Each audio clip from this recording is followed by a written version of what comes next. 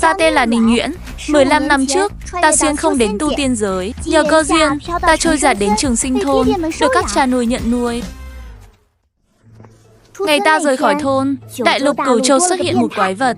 Không chỉ có thể đồng thời luyện hóa 7 thanh kiếm, mà còn là linh sư lục hệ. Anh, đây là linh sư linh hệ tam giai sao? Thiên tài tuyệt thế vạn người có một. Ta được Thác Các của Xích Thiên Tông nhận làm đệ tử chân truyền. Trong lúc lịch luyện ở bí cảnh, ta lại gặp một con đại yêu thú tứ kiếp.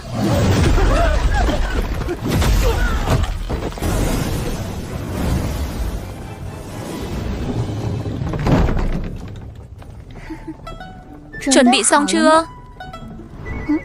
Mê mơ, hôm nay ăn tôm hùm cây nào?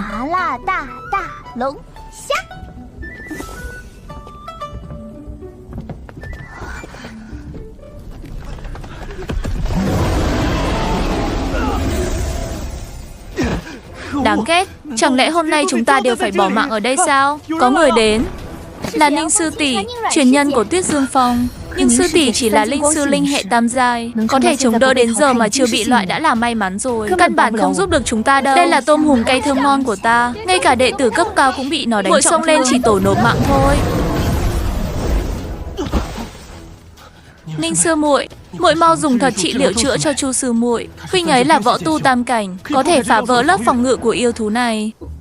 Nhưng ta không biết thuật trị liệu thông thường mà. Ninh Nguyễn, muội đường đường là linh sư tam giai, lại không biết thuật trị liệu. Đến lúc này rồi mà muội còn đùa được sao? Minh sư muội, con yêu thú này ít nhất đã nuốt hơn 40 túi trữ vật của chúng ta. Điểm của mọi người chắc chắn sẽ tăng không ít. Mong sư muội thi triển thuật trị liệu giúp chúng ta. Thuật trị liệu của ta có hơi vấn đề, chưa chắc đã chữa được thương tích, ngược lại còn có thể khiến vết thương của mọi người nặng hơn. Nói đơn giản là đừng sợ, trị xong sẽ càng trị nhiều, máu lại tụ càng nhanh. Hả? Nếu muội nhất quyết không chịu thi triển thuật trị liệu, vậy chúng ta chỉ có thể chờ bị yêu thú loại hết. Hesi, được rồi, ta trị, là mọi người bảo ta trị đấy nhé. Mọi người tránh sang một bên, kẻo bị ta trị cho nằm luôn.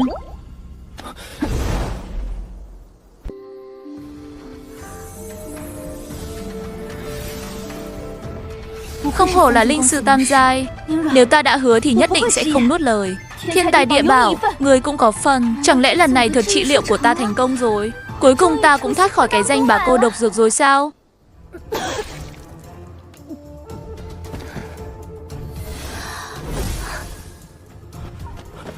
Chu sư muội ngất rồi. Không ổn, linh lực của ta không thể vận chuyển được nữa. Sắp bị tấn công rồi, mau tránh ra.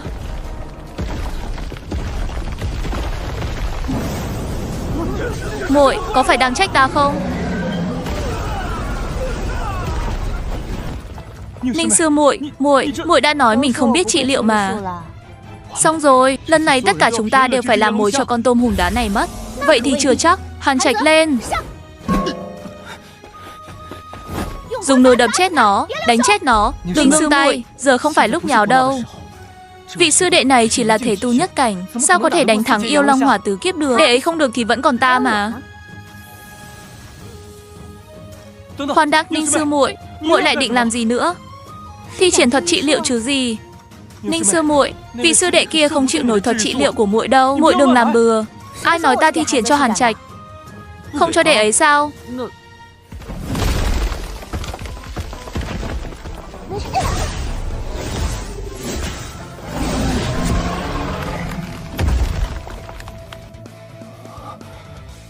Hàn Trạch, đập cho ta. Dừng lại.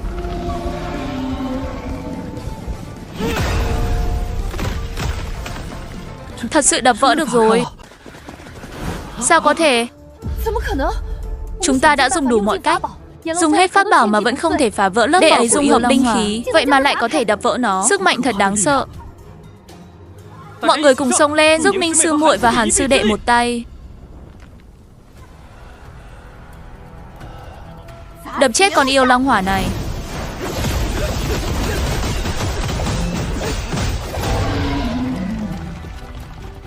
Không ổn, nó định chạy. Hàn Trạch, Mọi người tránh ra. Ha ha. Ha.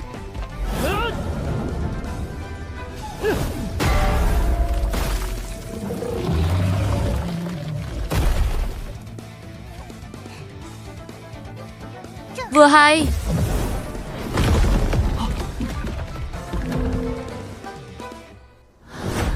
Chúng ta thật sự hạ được một con yêu thú tứ kiếp rồi. Cuối cùng cũng giết được nó. Nó đuổi theo chúng ta suốt cả chặng đường. Nếu không nhờ có hộ thân ngự phù, không biết đã có bao nhiêu đệ tử chết dưới miệng nó. Đội của Ninh sư tỷ lợi hại quá đi mất. Ninh sư tỷ, cảm ơn tỷ, 3 năm rồi. Ta lần đầu tiên sống sót trở về được rồi. Đừng cười như một kẻ ngốc như thế. Mau khôi phục linh lực đi. Lát nữa ta còn muốn ăn tôm. Đừng tưởng nói một câu cảm ơn là khỏi phải nấu cơm nhé. Thanh huyền của, đó là thanh huyền của đấy. Vậy mà cứ thế tùy tiện đem cho người khác sao? Đó là thánh dược chữa thương thanh huyền của. Ninh sư muội, buổi thử luyện sắp kết thúc rồi. Đợi chúng ta ra ngoài sẽ có linh sư chữa thương cho chúng ta. Không cần phải ăn thánh dược này đâu. Đệ ấy bị thương thành thế này, lỡ tay du làm ảnh hưởng đến việc nấu ăn thì sao? Cho dù không ảnh hưởng, ai mà nuốt nổi cơm do đầu bếp vừa chảy máu vừa nấu chứ? Huynh ấy nói cũng có lý thật. Ta vậy mà không phản bác được.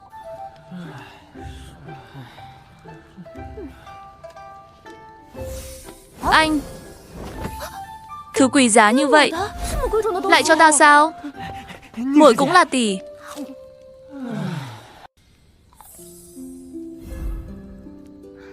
Cảm ơn Ninh Nguyễn sư tỷ. Vừa rồi là do muội quá nóng vội. Muội xin lỗi.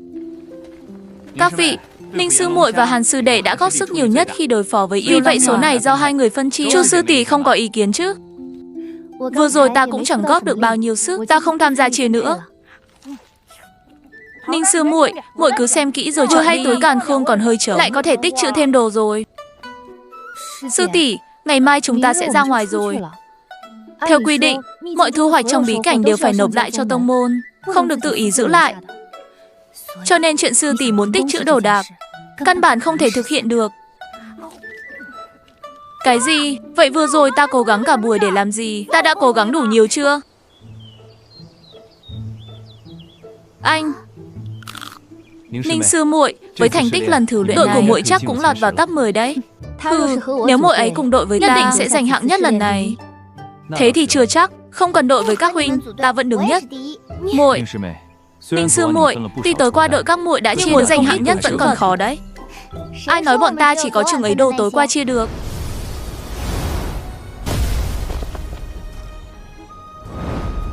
Lần thử luyện này đã kết thúc. Tất cả đệ tử tiến lên kiểm kê thu hoạch trong bí cảnh.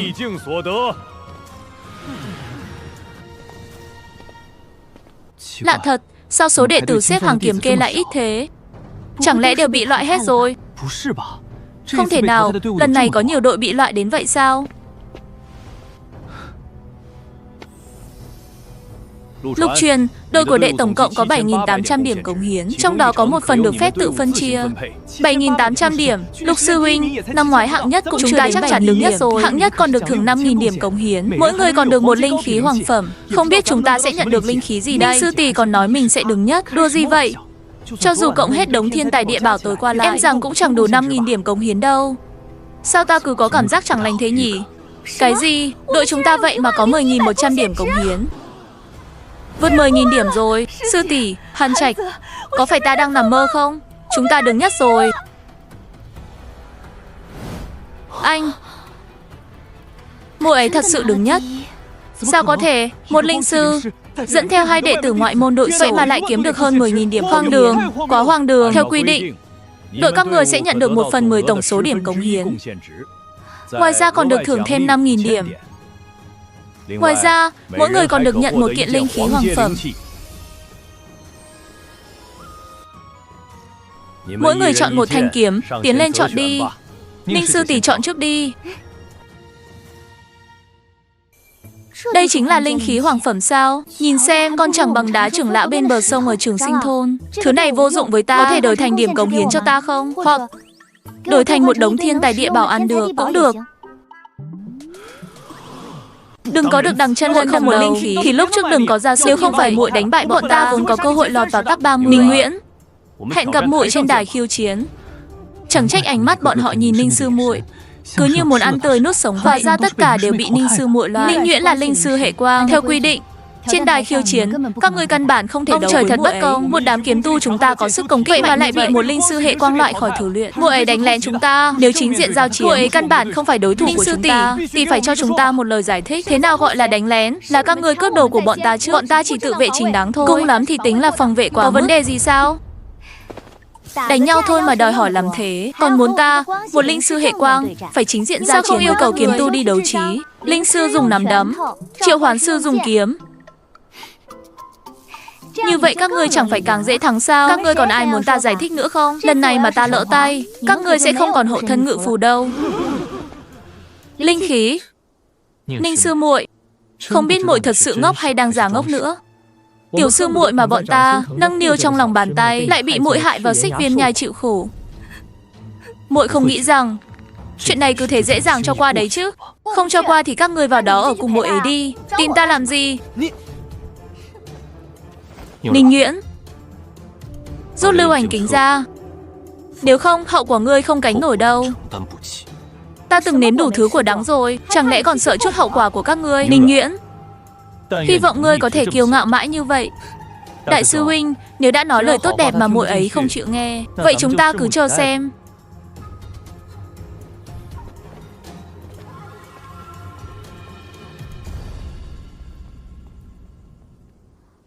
Người của Tôn Vũ Phong đều kỳ quặc như vậy sao?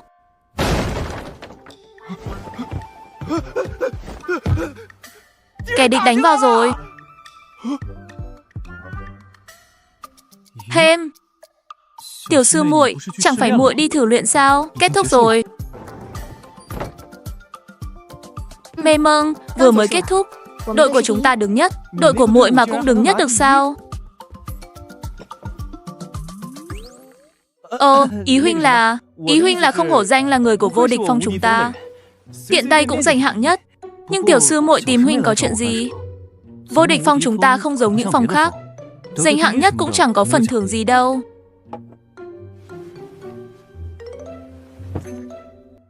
Tứ sư huynh, giúp muội điều tra một chuyện. Đây là tiền đặt cọc. Đợi điều tra rõ ràng, muội sẽ trả huynh gấp đôi. Giữa chúng ta còn nói chuyện tiền bạc. Có chuyện gì cứ tìm tứ sư huynh là được. Nói đi, muốn điều tra chuyện gì? Giúp muội điều tra tiểu sư muội Lý Ngọc của Toại Vân Phong và vị đại sư huynh của muội ấy. À không, còn cả nhị sư huynh và tam sư huynh của muội ấy nữa. Còn nữa, còn cả sư tôn của họ. Tất cả quá trình quen biết, kết giao của họ càng chi tiết càng tốt. Hỏng rồi. Chẳng lẽ bọn ta đối xử với tiểu sư muội chưa đủ tốt? Cho nên muội ấy đã bắt đầu ghen tị với đám ngốc ở Toại Vân Phong rồi sao? Tiểu sư muội, hóa ra muội ở đây. Đại sư huynh, huynh xuất quan rồi. Đây là linh cơ huynh mới nghiên cứu được mấy ngày này khi có thể quét dọn sân. Tiểu sư muội cầm lấy chơi đi. Đa tạ đại sư huynh.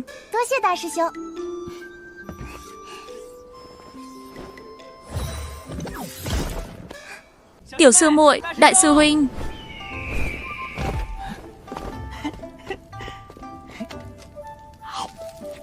Tứ sư huynh, đây là phần của muội. Tiểu sư muội, huynh đến báo tin cho muội đây. Chuyện muội nhờ huynh điều tra về Lý Ngọc và Phong cùng các sư huynh của muội đã có kết quả rồi. Chuyện này đúng là một lời khó nói hết. Mau nói đi. Hóa ra mấy năm trước Lý Ngọc và Lục Phong chủ đã quen biết nhau rồi.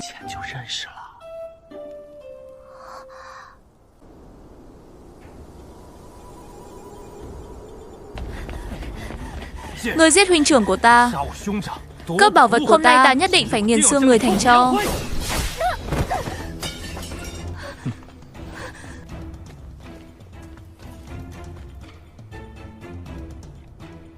Các ngươi đừng qua đây. Cha ta là nhị gia của Thánh Kinh Lê Gia, là một linh sư ngũ cảnh hệ hỏa. Nếu người giết ta, ông ấy sẽ không tha cho các ngươi đâu. Yêu thú hoành hành khắp dãy núi Vân La, chết một người cũng chẳng phải chuyện khó khăn gì.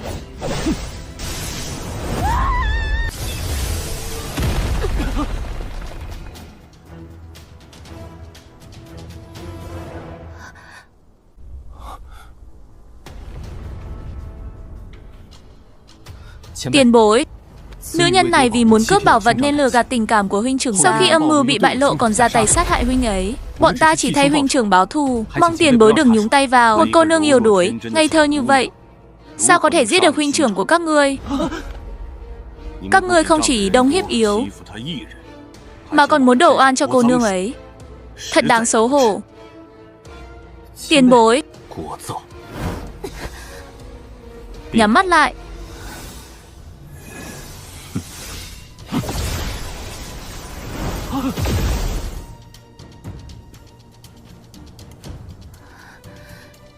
Cảm ơn tiền bối.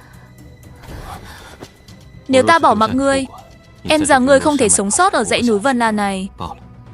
Trước tiên cứ đi theo ta.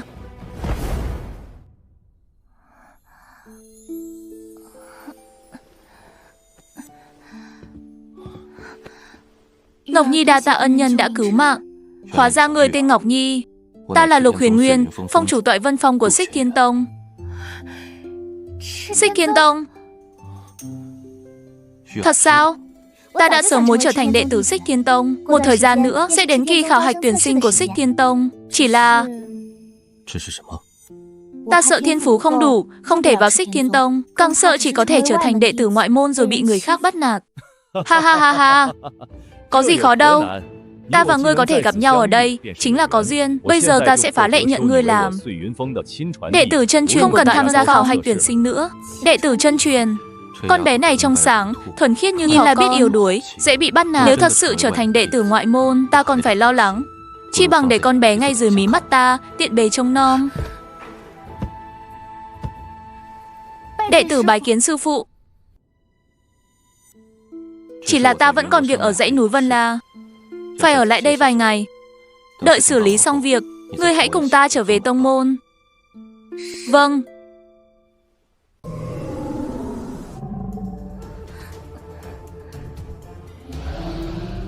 Không ngủ được. Sư phụ, bên ngoài có yêu thú phải không? Đồ nhi sợ.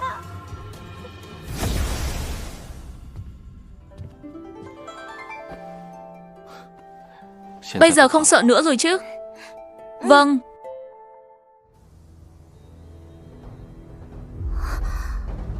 Từ sư đệ, chuyện này nếu không có bằng chứng xác thực thì không được nói bừa. Ai mà chẳng biết Lục phong chủ là đóa hoa cào lạnh không vướng, sao có thể ở chung một phòng với nữ đệ tử được? Đệ đâu có nói bừa. Trong phòng của Lục phong chủ còn có quần áo của Lý Ngọc đấy. Anh, các huynh cũng thấy khó tin đúng không? Thật hay giả vậy, không chỉ Lục phong chủ và Lý Ngọc có quan hệ mờ ám, mà bát sư huynh Liễu Hàn Ngạn còn vì Lý Ngọc mà chạy đi từ hôn với vị hôn thê trước đây. Bát sư huynh, xem ra ta vẫn đánh giá thấp huynh ấy rồi. Sức hút chẳng biết đặt vào đâu của huynh ấy. Đoán xem vị hôn thê xui xẻo đó là ai? Chu Hy, đệ tử chân truyền của phong chủ Đạo Minh Phong, Chu sư tỷ.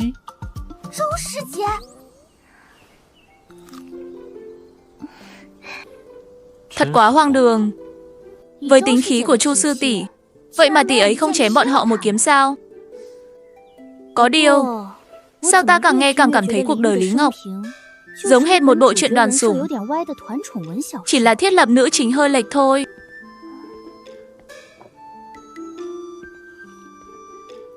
Tiểu sư muội, muội điều tra những chuyện này rốt cuộc để làm gì? Hê hê, câu chuyện đặc sắc như vậy, nếu không viết thành thoại bản rồi truyền khắp Cửu Châu thì thật đáng tiếc. Đám người Tôn Vân Phong hết lần này đến lần khác chọc tức ta. Tiếp theo cũng đến lượt ta đáp lễ bọn họ rồi. Không ngờ bộ tiểu thuyết ta nhịn không viết ở Lam Tâm Đô, cuối cùng lại được viết ở dị giới. Nhìn nam nhân đột nhiên ngã xuống trước mặt, khôi phục nguyên hình yêu thú, Lý Ngọc không chút do dự đã khiêng hắn lên giường.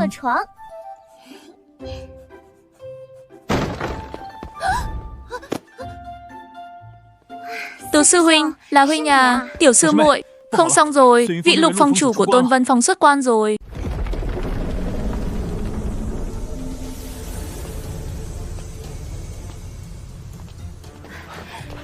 Sư phụ, cuối cùng người cũng xuất quan. Sao chỉ có hai đứa? Ngọc Nhi đâu? Sư phụ, tiểu sư muội và nhị sư huynh bị áp giải đến Xích chịu phạt rồi. Chuyện gì xảy ra? Ai làm? Là Ninh Nghiễm. Đệ tử mới thu của Tuyết Dương Phong, hắn nói cha mẹ của tiểu sư muội đã giết mẹ hắn còn cho người giải khắc Xích Thiên Tông và thành thánh kinh. Hàng loạt lưu ảnh kính liên tục phát lại chuyện năm xưa.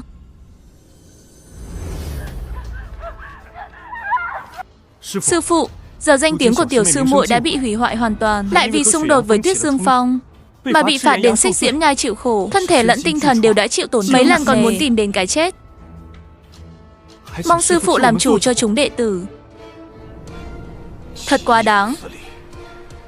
Ngọc Nhi trước giờ luôn hiền lành, vậy mà lại bị chúng khinh nhục đến mức này.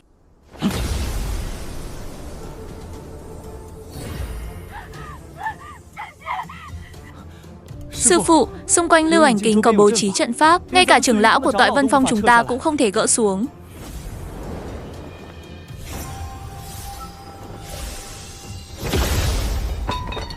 Anh, sư phụ lại đột phá rồi. Tốt quá, giờ trong toàn bộ Chỉ Thiên Tông, em rằng ngoài tông chủ ra, chẳng còn ai là đối thủ của sư. Vi sư sẽ đến Xích Diễm Nhai gặp Ngọc Nhi trước, sau đó sẽ đến Tuyết Dương Phong, phế tên xúc sinh Ninh Nhuyễn đó. Ninh Nhuyễn, ta đã sớm nói với ngươi rồi, hậu quả không phải ngươi có thể gánh nổi.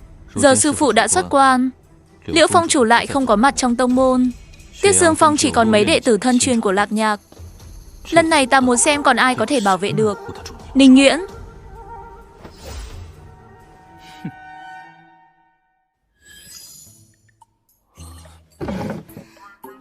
sao vậy? Tiểu sư muội thật quá đáng.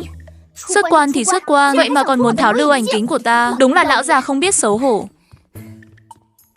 Tiểu sư muội, muội định đi đâu vậy? Đi cáo trạng. Ha ha ha. Ninh Nhuyễn bái kiến Mục trưởng lão. Lục phong chủ của Toại Vân Phong đã cướp 10 chiếc lưu ảnh. Chuyện này chấp pháp đường có quản không? Ninh sư đệ, người muốn kiện Lục phong chủ.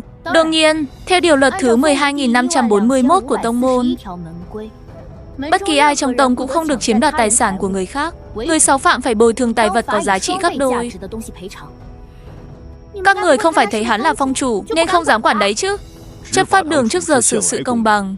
Bất kể là ai, hễ xáo phạm môn quy thì nhất định phải bị phạt. Mời Lục phong chủ đến chấp pháp đường một chuyến. Vâng. Sư phụ, cuối cùng người cũng xuất quan rồi. Ngọc Nhi nhớ người lắm. Ngọc Nhi, con chịu ủy khuất rồi. Con yên tâm, sư phụ nhất định sẽ đòi lại công bằng cho con. Vi sư sẽ bắt Ninh Nhuyễn quỳ trước mặt con xin lỗi, mà con xử trí. Sư phụ đối với Ngọc Nhi là tốt nhất. Sống nhiệt ở Xích Diễm Nhai thật sự rất khó. Con cứ dùng tạm cái này trước đi. Lát nữa sư phụ sẽ đến chấp pháp đường tìm Mục Phàm, miễn hình phạt cho con. Sư phụ, chấp pháp đường trước giờ luôn công bằng. Ngọc Nhi không muốn người vì con mà xảy ra xung đột với Mục trưởng lão. Nếu vậy thì Ngọc Nhi sẽ trở thành kẻ có tội mất. Hơn nữa, con không muốn bị Ninh Nhuyễn vượt mặt. Hắn chịu được hình phạt ở Xích Diễm Nhai, con cũng chịu được. Huống hồ hắn còn có rất nhiều băng tuyết quả để hạ nhiệt. Con đều phải tự mình chịu đựng. Hắn lại có băng tuyết của sao? Nguyệt Nhi, con cứ yên tâm, đợi 6 sư phế hắn xong, toàn bộ băng huyền của sẽ đem cho con. Cảm ơn sư phụ. Mời Lục phong chủ mau chóng đến chấp pháp đường. Vi sư đi rồi sẽ về. Đại trưởng lão, gọi ta có chuyện gì? Ninh Nhuyễn, đệ tử thứ 8 kiện ngài chiếm đoạt lưu ảnh kính của hắn. Nếu chuyện này là thật, theo môn quy, Lục phong chủ phải trả lại 10 chiếc lưu ảnh kính, đồng thời bồi thường tài vật có giá trị gấp đôi, cũng có thể quy đổi thành linh thạch hoặc điểm cống hiến. Trả lại cho ta. Ngươi chính là Minh Nhược.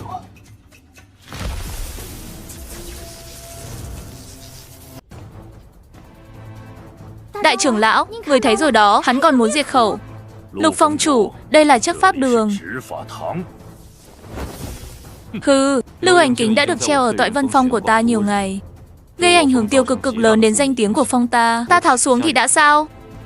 Còn ngươi, là Liễu Vận đứng sau sai khiến ngươi làm đúng không? Chuyện này thì liên quan gì đến sư phụ ta? Chẳng phải hắn vẫn luôn cố tình chọc giận ta sao? Hắn thành công rồi, nhưng hắn không nên kéo Ngọc Nhi vào chuyện này. Chuyện này ta sẽ đích thân đến Tuyết Dương Phong, đòi cho các ngươi một lời giải thích. Đợi rời khỏi chấp pháp đường, ta nhất định sẽ khiến tiểu tử này trả giá. Đồ thiểu năng. Mục trưởng lão, hắn cứ liên tục đánh trống lảng, rõ ràng là không muốn trả lưu ảnh kính cho ta. Theo điều luật thứ 25.621 của tông môn, phàm là đệ tử trưởng lão hay phong chủ của Xích Thiên Tông chỉ cần từ chối chấp hành hình phạt, nếu tình tiết nghiêm trọng có thể bị trục xuất khỏi tông môn. Con nhà đầu này chẳng lẽ đã đốt hết môn quy của Xích Thiên Tông? Mấy điều luật nhỏ nhặt thế này mà cũng thuộc lòng. Rốt cuộc ai mới là người của chấp pháp đường đây? Được, thật không ngờ. Một linh sư tam cảnh nhỏ bé như ngươi mà cũng muốn trục xuất ta khỏi tông môn, không hay rồi. Mục trưởng lão, thấy chưa? Hắn cuống lên rồi, ngươi im miệng được rồi. Lục phong chủ, cho dù Ninh Nguyễn có sai phạm gì cũng phải do chấp pháp đường và Tiết Dương Phong xử lý. Ngay tự ý động thủ em là không ổn. Đúng vậy. Tội Vân Phong muốn chiếm lưu ảnh kính của ta thì cứ nói thẳng. Ta có thể bố thí cho các ngươi vài cái. Hay là các ngươi thấy ta chỉ là một linh sư quang tự, dễ bắt nạt nên muốn không hỏi mà lấy. Muốn chết à?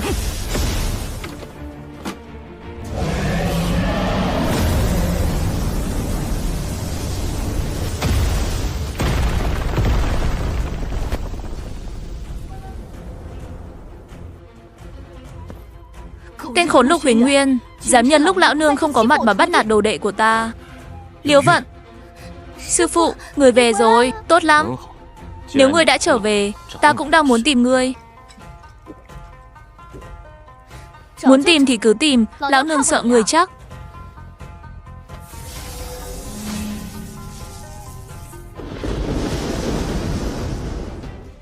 Lôi Minh kiếm. Lục Huyền Nguyên, Liễu Vận, mau dừng tay. Đi.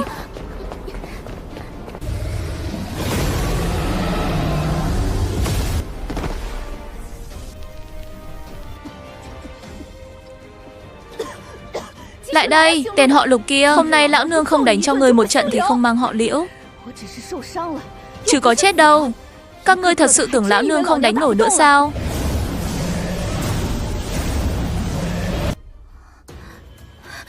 Mục trưởng lão, sư phụ ta bị thương rồi. Sư phụ ngươi bị thương rất nặng.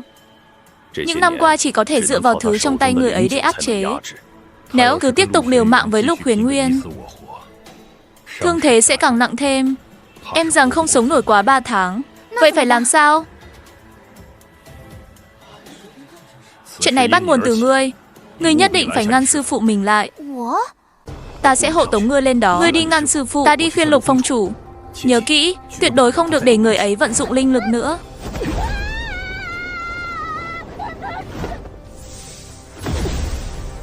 Ngươi lên đây làm gì? Lão nương đang giúp người chút giận đấy. Nếu ngươi dám khuyên ta, ta sẽ đánh chết người trước.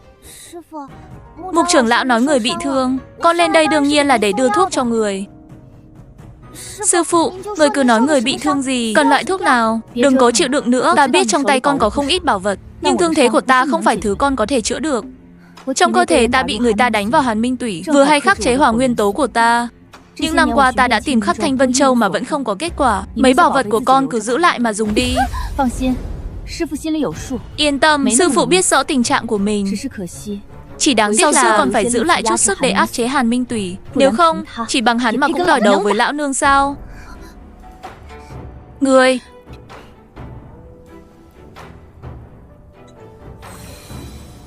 thuốc áp chế Hàn Băng Tủy thì con có. Đây là Nguyên Giáng Đan, Tử Huyền Tuệ, Diệp Viêm Lăng Trúc. Con nhà đầu này, sao trong tay con lại có nhiều thiên tài địa bảo như vậy? Vi sư đã tìm khắp Thanh Vân Châu mà mấy vị thuốc trong này còn không tìm được. Vậy mà đến tay con lại thành kẹo đậu rồi. Quả nhiên hiểu biết của sáu sư về con vẫn còn quá ít. Còn một thứ nữa, con nhất định phải dùng, con gọi nó là ớt ma quỷ. Thứ này ăn vào không cần luyện hóa, hiệu quả tức thì sẽ áp chế Hàn Minh Tủy chặt chẽ đến mức không thể ngóc đầu lên. Chỉ có điều nó có 2 nhược điểm. Sư phụ, người cần loại nào? Mặc kệ nhược điểm gì, hiệu quả nhanh, lại không cần luyện hóa là đủ rồi. Đồ nhi, sáu sư nợ con một mạng. Sư phụ, người đúng là quá mạnh. Anh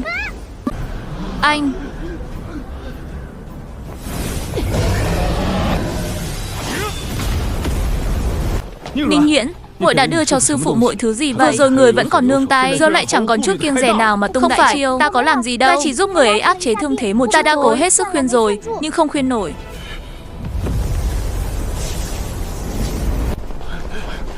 Chuyện gì vậy? Sao Lục phong chủ lại đánh nhau với Liễu phong chủ? Lục phong chủ, Liễu phong chủ, có gì từ từ nói.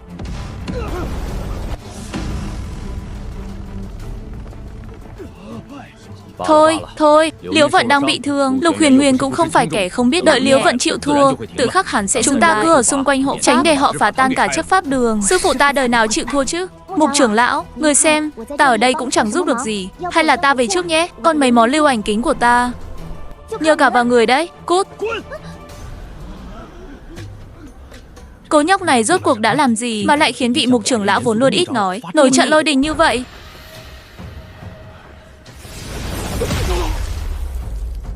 Lại là Liễu Phong chủ, không phải người đang bị thương. Nghe nói lúc Phong chủ đã bế quan đột phá, vậy mà vẫn không phải đối thủ của Liễu Phong chủ. Lục Huyền Nguyên, đừng tưởng cứu được đồ đệ của ngươi thì đồ đệ của lão nương có thể mặc cho các người bắt nạt. Đồ đệ của ngươi không xứng đánh đồng với Ngọc Nhi. Ngọc Nhi vừa ngây thơ vừa đáng yêu, còn Linh Huyễn thì âm hiểm độc ác, nói láo.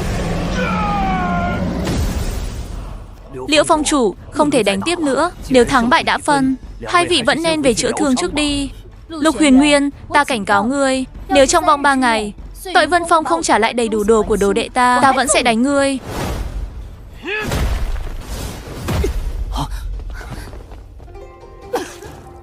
Sư phụ không chết được đâu. Tên Lục Huyền Nguyên đáng ghét. Nếu không phải hơn trăm năm qua lão nương phải áp chế Hàn Băng Tủy, khiến tu sáu không thể tiến thêm, thì sao có thể bị hắn làm bị thương? Tiểu hỗn đản, cho ta chút đồ giải cay nào. Mê mơ. Sư phụ, món giải cay này cũng khá đấy. Đến thứ này mà con cũng có sao? Đồ Nhi, rốt cuộc con còn bao nhiêu bí mật mà sư phụ không biết? Chuyện đó không quan trọng, sư phụ mau ăn đi. Con tưởng băng linh của là cải trắng, muốn ăn một của là ăn sao? Được. Mê mơ. Thứ này con còn bao nhiêu? Bán cho ta một ít. Sư phụ nghiện món này rồi sao? Vẫn còn một ít, cho sư phụ thì không vấn đề. Nhưng nếu muốn trị Hàn Minh Tủy, dùng thêm vài thứ khác là có thể chữa khỏi hoàn toàn. Hay là sư phụ thích ăn ớt ma quỷ hơn? Thương thế của sư phụ có thể chữa khỏi hoàn toàn. Tiểu sư muội nói thật chứ? Tông chủ cứ yên tâm, lần này sư phụ ra ngoài đã tìm được thuốc giải. Người bế quan là để loại bỏ Hàn Minh Tủy, chứ không phải bị Lục Phong chủ đánh trọng thương. Sư phụ thật sự tìm được thuốc giải rồi sao? Chẳng phải thuốc giải Hàn Minh Tủy cực kỳ khó tìm sao? Đừng nói đến Thanh Vân Châu, chúng ta còn phái người đến các châu khác tìm mà cũng chẳng thu được gì. Sao đột nhiên lại tìm được rồi? Nếu hắn đã tìm được thuốc giải, vậy thì còn gì tốt hơn nữa. Đi thôi. Liễu Phong chủ sau khi xuất quan, em rằng thực lực còn mạnh hơn Tiết Dương Phong, em là sẽ sớm trở lại vị trí đệ nhất phong của Xích Thiên Tông. Khi thương thế của Liễu Phong chủ còn chưa đã đánh Lục Phong chủ thừa sống thiếu chết rồi. Đợi đến khi thương thế với mối quan hệ như nước với lửa của hai người, em rằng cả tông môn cũng bị họ đánh cho tan tành mất. Hư, phá gì mà phá? Đại hội tông môn sắp diễn ra rồi, bọn họ có ân oán gì thì cứ để đệ tử của mình lên lôi đài giải quyết. Nếu vậy, nhà đầu Ninh Nhuyễn kia nguy hiểm rồi. Một linh sư tam cảnh nhất định sẽ bị đám đệ tử Toại Vân Phong nhắm vào. Đại sư huynh, rốt cuộc sư phụ và Liễu Phong chủ có thù oán gì vậy? Tiểu sư muội, chuyện này huynh biết. Sư phụ và Liễu Phong chủ đã kết oán từ 200 năm trước.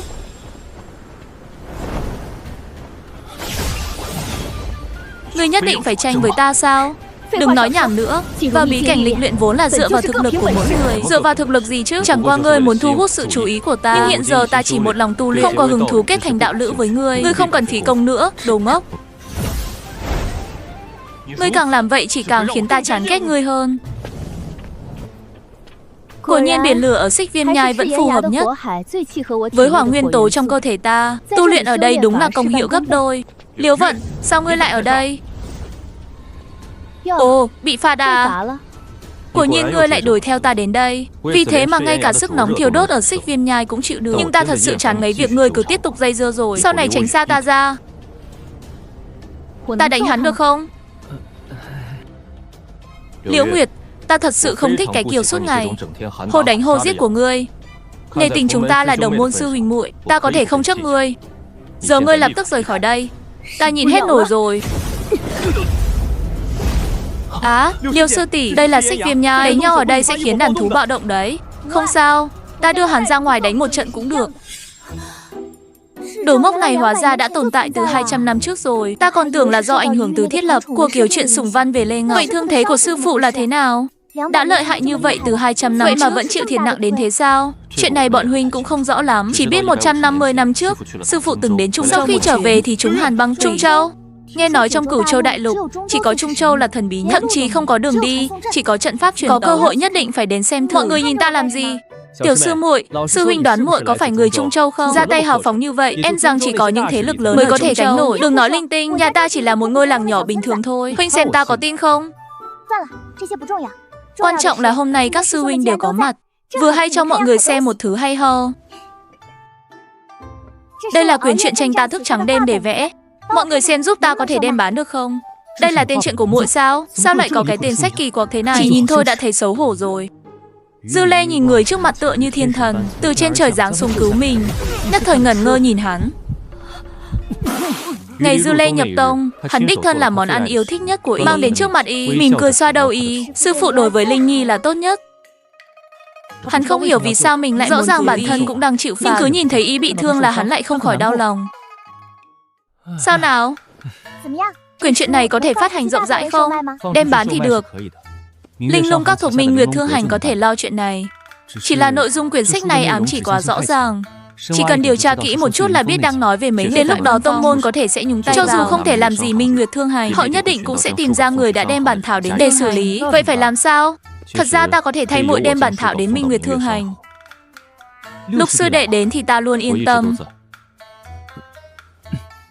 Đúng vậy, để Lục sư đệ đi chắc chắn không thành vấn đề. Dù sao cũng chẳng ai nhớ nổi đệ ấy. Đây là mới chiếc lưu ảnh kính của muội. Còn có đồ bồi thường của Toại Vân Phong, tự kiểm tra đi.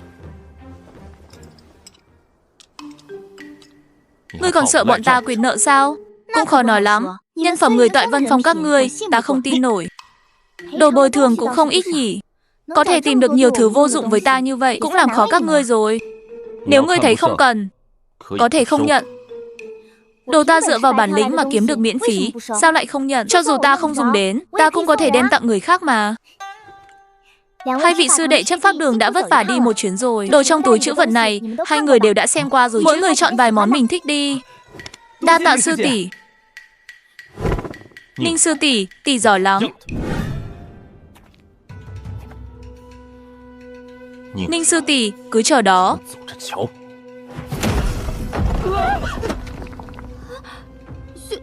Tiết sư huynh, mấy người lén lút trốn ở đây làm gì vậy? Bọn ta chỉ đang bàn về một quyển họa bản đang rất nổi gần đây ở Thịnh Kinh thôi. Đại hội tông môn hàng năm sắp bắt đầu rồi. Các ngươi không lo tu luyện, lại đem thời gian lãng phí vào mấy chuyện này. Tiết sư huynh, sao huynh nổi giận vậy? Các ngươi có thấy không? Tiết sư huynh trông rất giống Công, nhân vật trong quyển tiểu thuyết bá đạo chi ái này. Suýt, chuyện này không được nói lung tung. Vâng. Tiểu sư muội, muội biết quyển sách của mình giờ đang thế nào không? Mê mông, bán cũng khá tốt. Đâu chỉ khá tốt, cả Thịnh Kinh Thành đã mua sạch sách của muội rồi. Linh Lung các đang gấp rút in thêm. Nhưng ngoài bàn luận nội dung quyển sách, hầu như ai đọc cũng đang chửi muội là nói nhảm. Tu sĩ chính đạo chúng ta ai chẳng có tư tưởng chính trực. Cái tên vô danh này viết thứ quái quỷ gì vậy? Đúng là không thể nhìn nổi. Sư huynh, nhỏ tiếng thôi, chỉ là một quyển họa bản thôi mà. Mặc kệ, bọn họ chửi nhân vật trong chuyện, đâu phải chửi ta. Tiểu sư muội, muội đúng là có tâm lý đáng tiếc. Nữ chính trong chuyện hiện giờ vẫn đang chịu phạt ở Xích Viêm Nhai, tạm thời chưa có cơ hội thấy phản ứng của nàng ấy. Lưu hành kính ở Thịnh Kinh Thành đã hết thời hạn, hiện đã được Lê Gia thu hồi. Nếu Ninh sư tỷ có thời gian, có thể nhanh chóng đến lấy lại lưu ảnh kính. Lê Gia cũng khá thành thật, không giống Lục Huyền Nguyên, nuốt luôn lưu ảnh kính của ta. Tứ sư huynh, muội phải ra khỏi tông môn một bảo Lê Gia đưa lưu ảnh kính đến đây cũng được mà. Cần gì phải tự mình đi? Lần trước lúc trở về gấp quá, muội còn chưa đi dạo Thỉnh Kinh. Chẳng phải huynh nói Chân Tu Phường có rất nhiều món ngon sao? Hóa ra lưu ảnh kính chỉ là cái cớ thôi à? Muội đến nhanh thật đấy.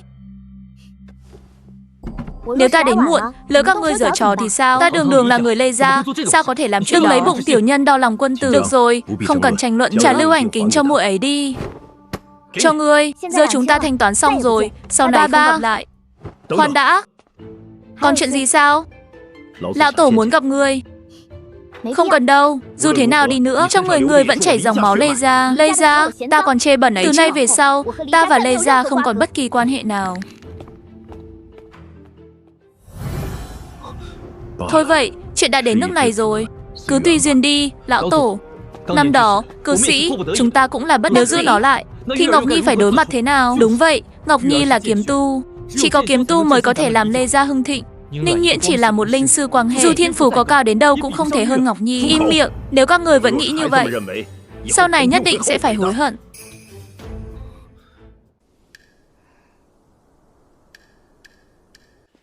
Khách nhân là kiếm tu sao? Kiếm tu có được gọi thêm vài món không? Khách nhân hiểu lầm rồi. Chân tu phường có quy định, tu 6 cao thấp khác nhau sẽ được dùng bữa ở những tầng tương ứng. Kiếm tu nhất cảnh có thể lên tầng 2, nhị cảnh có thể lên tầng 3, nhưng món ăn thì đều giống nhau. Nếu món ăn giống nhau, thì lên tầng nào chẳng như nhau. Ta là linh sư quang hệ tam cảnh. Trong phạm 6-3 tầng, khách nhân có thể tùy ý mời khách nhân đi lối này. Hàn Trạch, người tốt nhất nên đừng không biết điều. Ta đã suy nghĩ rất rõ rồi. Tinh Quang Tứ, ta sẽ không bán cho bất kỳ ai. Hàn sư đệ, trùng hợp thật đấy. Ninh sư tỷ, sao tỷ lại ở đây? Đến chân tu phường thì đương nhiên là để ăn rồi. Tỷ, chính là hắn. Lần trước trong bí cảnh hắn đã đánh lén, dùng của cầu đen, loại cả chúng ta và những đệ tử khác khỏi bí cảnh. Quả nhiên ngưu tầm ngưu, mã tầm mã. Hàn Trạch, ngươi cũng chỉ xứng ở cùng loại người không ra gì như thế này. Có gì cứ nói thẳng với ta đi. Không cần phải kéo sư tỷ Ninh vào chuyện này. Sư tỷ Ninh còn cao thượng hơn các ngươi nhiều. Hàn Trạch, ta đã hủy hôn với ngươi thì sẽ không quan tâm ngươi qua lại với ai. Nhưng ngươi thật sự khiến ta thất vọng. Thanh Quang Tự, ngươi không bán cho muội muội ta cũng không ép ngươi. Nhưng ta mong ngươi đừng tiếp tục sa ngã. Chuyên tâm tu luyện mới là con đường duy nhất của ngươi. Chỉ biết tìm kiếm sự che chở của đệ tử Thanh Vân không phải chuyện tốt đẹp gì. Tỷ, thật sự ta không được lên tầng 4 sao? Có vài người đúng là mơ mộng hão huyền. Tu 6 không đủ thì ngoan ngoãn ở bên dưới đi. Thật sự tưởng nơi nào cũng có kẽ hở cho ngươi chui vào sao? Ta trả thêm tiền cũng không được à? Không được khách nhân, quy định của chúng tôi không cho phép.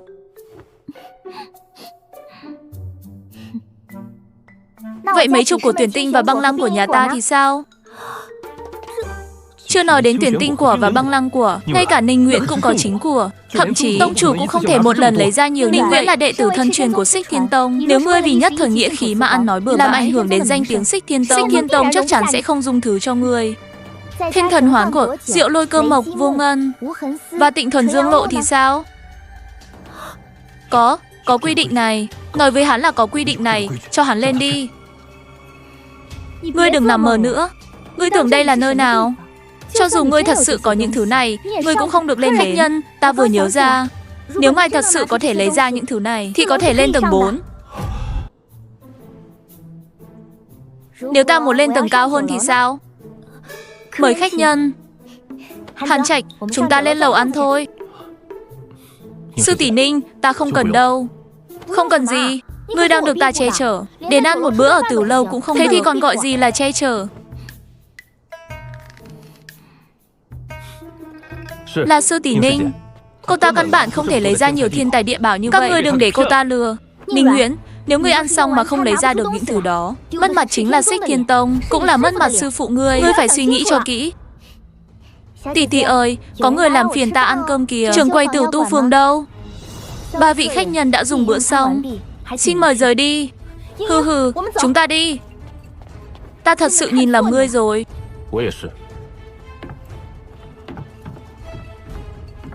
Người như ngươi căn bản không xứng với tỷ ta. Thanh quang thứ của ngươi ta cũng chẳng thèm. Cho ta cũng không cần. Hừ.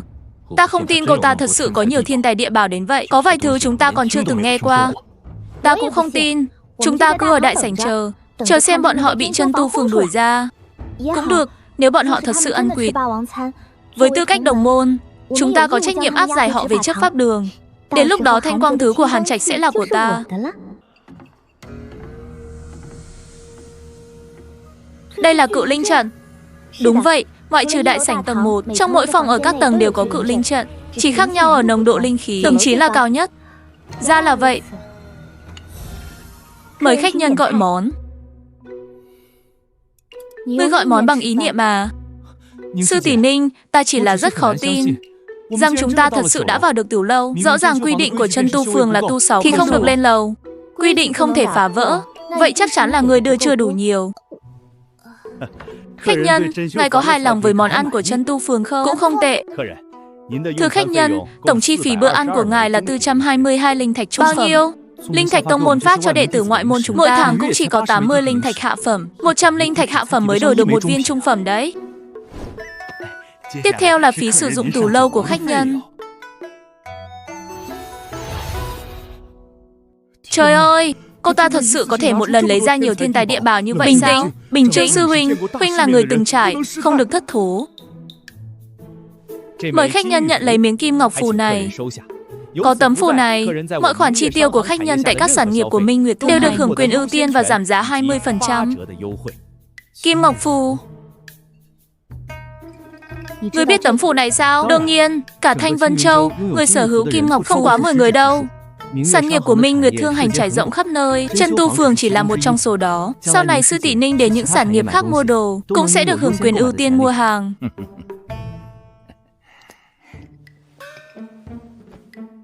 Cho dù không có kim ngọc phù, thứ ta muốn mua thì vẫn mua được. Quên mất, cánh cửa Tửu Lâu này đều là do sư tỷ dùng bảo vật đập mở mà.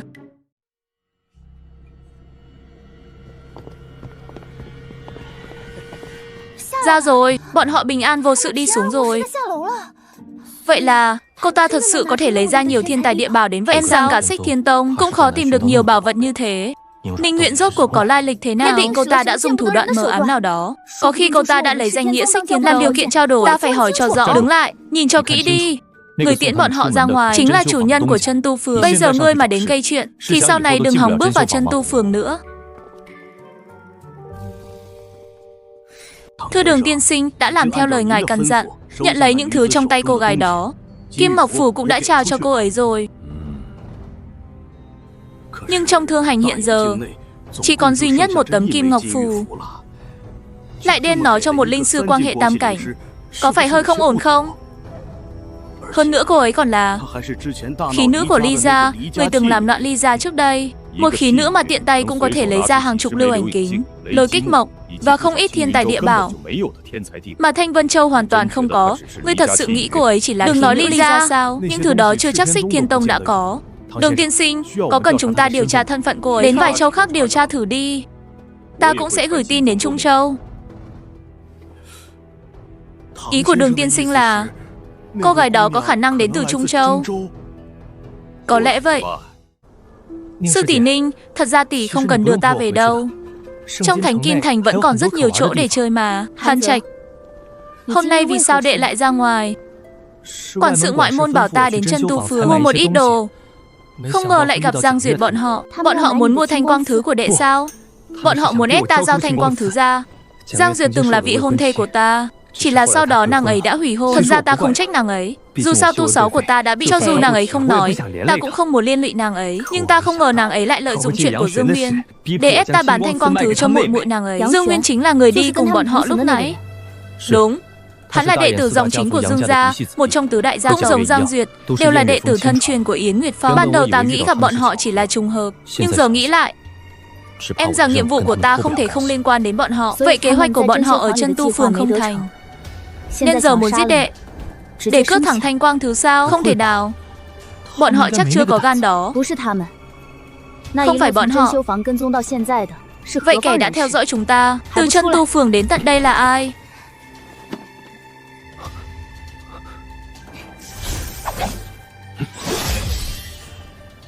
Lạ thật, sao chừng sấm sét của ta không nổ? Ha ha ha ha.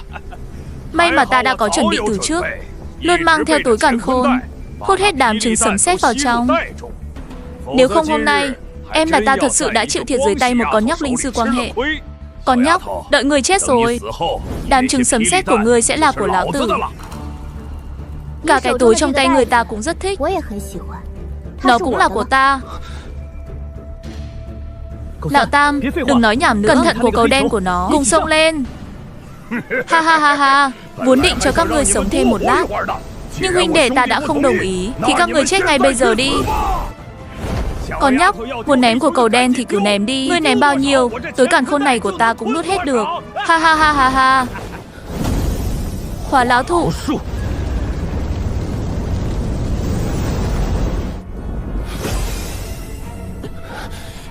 Ninh sư tỷ, tỷ mau dùng chiếc giường trong bí cảnh rời khỏi đây đi, để ta cầm chân bọn chúng. Hừ, ta không đi. Ngồi trên giường nằm trốn thì mất mặt lắm. Giờ là lúc để ý mặt mũi sao? Vậy thì che mặt lại mà nằm. Ta xin tỷ đấy, mau chạy đi. Ta muốn phản sát. Ninh sư tỷ, tỷ chỉ là linh sư cấp 3. Chúng ta căn bản không phải đối thủ của chúng. Tiểu Hồng, đi, xử lý bọn chúng.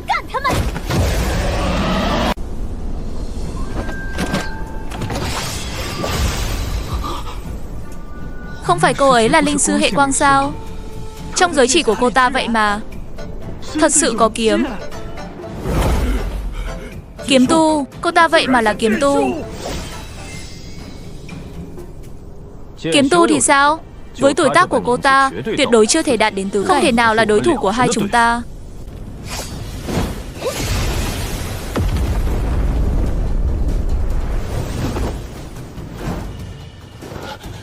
Ngươi là linh sư hệ thủy.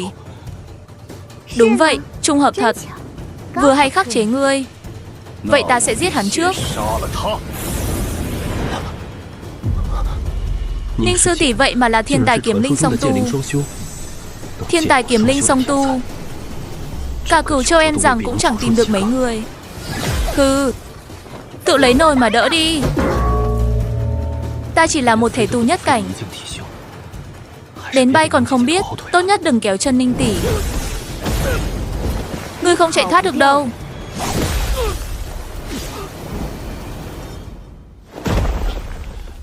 Sao ta có thể chết dưới tay một con nhóc được chứ? Trốn, nhất định phải chạy thoát.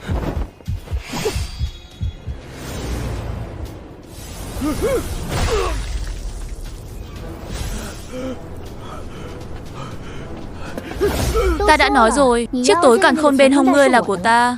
Cơm đồ của ta mà ngươi đã hỏi ý ta chưa? Ta đưa tối càn khôn cho ngươi. Ngươi tha cho ta. Ta không thích, tự tay cướp lấy mới thú vị. Ngươi bị điên à? Đã vậy, lão tử liều mạng với ngươi. Phách Sơn trưởng.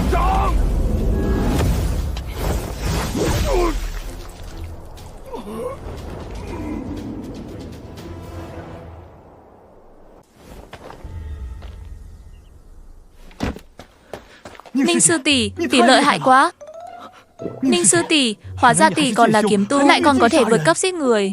Trong bí cảnh ta đã thấy Ninh sư tỷ không tầm thường rồi. Không ngờ tỷ lại mạnh đến vậy. Ninh sư tỷ cứ yên tâm, ta tuyệt đối sẽ không nói chuyện này ra ngoài. Sắp đến đại hội tông môn rồi. Mọi người đều tưởng Ninh sư tỷ chỉ biết thuật trị liệu, chắc chắn sẽ khinh địch. Đến lúc đó tỷ giả heo ăn thịt hổ, đánh cho bọn chúng tàn tác, khiến cả hội phải kinh ngạc. Ta cũng nghĩ vậy. Yên tâm đi, ta sẽ giữ bí mật giúp tỷ.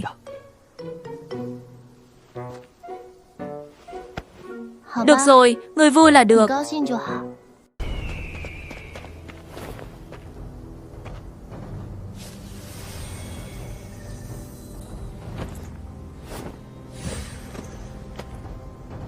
Cho người đấy.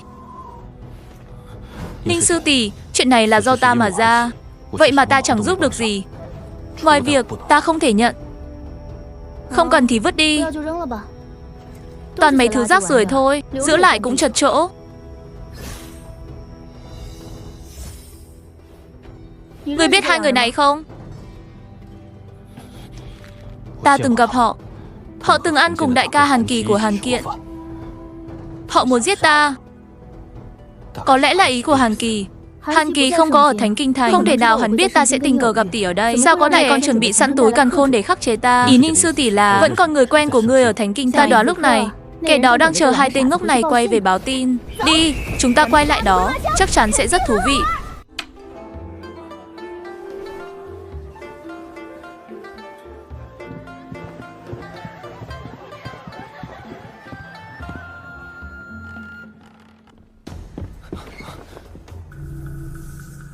Chính là chỗ này. Căn phòng này có gia huy nhà họ Hàn và cấm chế. Hàn Kiện ở bên trong.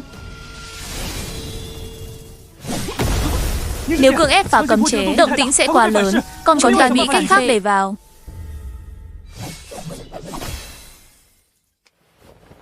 Vừa rồi ngươi nói gì? Ninh sư tỷ, tỷ vậy mà có thể phá cấm chế mà không gây ra chút động tĩnh nào. Đây là thần kiếm của ta, sao lại không phá được cấm chế? Lại là thần khí.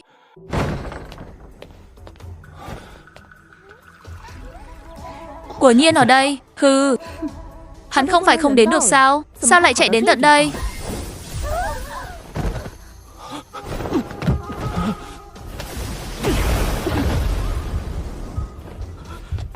Hàn Kiện, Ninh Nguyễn, các ngươi vậy mà chưa chết.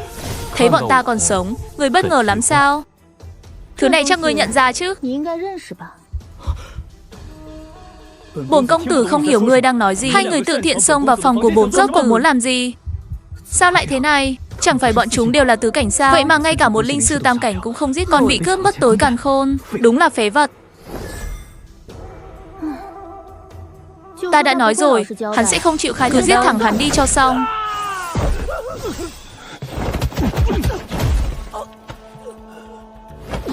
Hàn gia thiếu gia cao cao tại thượng, ngươi có từng nghĩ sẽ có ngày hôm nay không? Nếu không phải tại ngươi, tỷ tỷ và mẫu thân ta đã không chết trong bí cảnh. Hôm nay, dù có giết được ngươi hay không, đưa ngươi cũng phải chết sao? Hãy tha cho ta. Phải, là đại ca sai ta làm. Ta thật sự không muốn chết. Không được. Giết kẻ thù tốt nhất là lúc hắn đang van xin người. Cứ chờ thêm chút nữa, hắn sẽ cùng đường rồi quay sang chửi ngươi cho ta. Hiểu rồi, ngươi có việc gì à? Đi thôi, về Xích Thiên Tông. Tiểu sư muội, tay nghề của ta giờ chắc cũng sánh được với tên Hàn kia rồi chứ. Ta đã mặc dày học hắn suốt bao lâu nay rồi đấy. Vào học đi. Giờ còn học nữa à? Tiểu sư muội, yêu cầu của muội cao quá rồi đấy. Vậy bao giờ ta mới kiếm được thật nhiều đồ ăn vặt từ chỗ tiểu sư muội đây?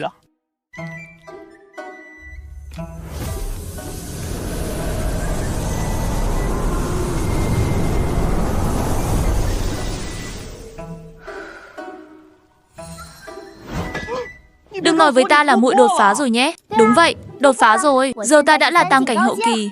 Có nhầm không vậy? Muội cứ ăn uống thế mà cũng đột phá như ta đây. Muốn đột phá một tiểu cảnh giới còn phải bế quan 10 mấy ngày. Đúng là quá vô lý. Ăn mà đột phá thì cũng chẳng có gì lạ, nhưng đột phá đúng vào lúc này thì lại rất kỳ lạ.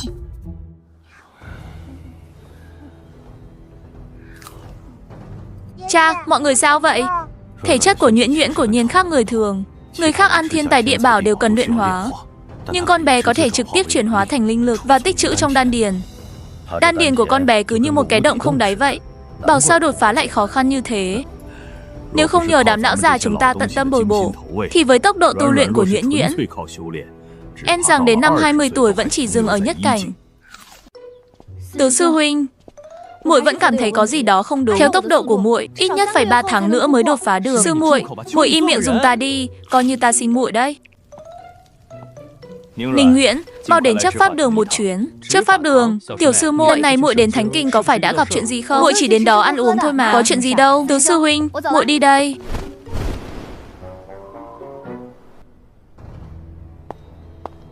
Mục trưởng lão, người tìm con à? Hôm qua có một đệ tử nội môn của Ngô Hàn Phong chết tại Thánh Kinh. Có người tố cáo chuyện này có liên quan đến con và Hàn Trạch. Sao có thể như vậy? Sao chuyện đó có thể liên quan đến bọn con được? Bọn con hoàn toàn không biết chuyện này. Người chết là Hàn Kiện, hắn từng có mâu thuẫn với con trong bí cảnh. Sáng nay, đệ tử thân truyền của Ngô Hằng Phong là Hàn Kiện đã đến chấp pháp đường tố cáo, nói cái chết của đệ đệ hắn chắc chắn có liên quan đến các con.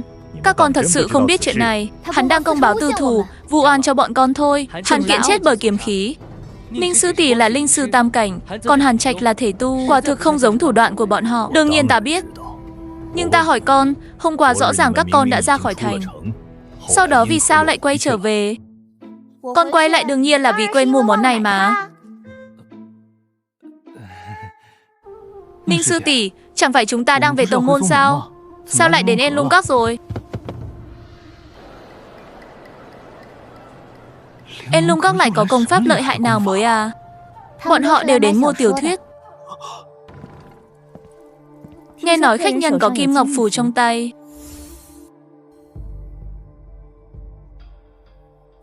Hiếm khi có khách sở hữu kim ngọc phù đến đây. 2 quyển tiểu thuyết này xin xem như quà tặng của Linh Lung Các dành cho 2 vị. Tặng cho chúng ta. Tại sao các ngươi lại không thu tiền?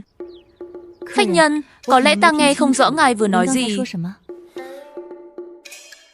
Tiểu thuyết hay thế này sao có thể không lấy tiền? Các ngươi nhất định phải thu. Hơn nữa, ta thấy quyển sách này chỉ đáng 80 linh thạch hạ phẩm thôi thì thật sự không xứng với giá trị của nó. Mỗi tháng ta chỉ được nhận 80 viên linh thạch hạ phẩm. Thế mà đã thấy phúc lợi của đại tông môn quá tốt rồi. Ninh sư tỷ, tỷ còn cho người ta sống nữa không vậy? Nếu khách nhân đã nói vậy, chúng ta xin nhận tiền. Hàn sư đệ, chúng ta đi thôi.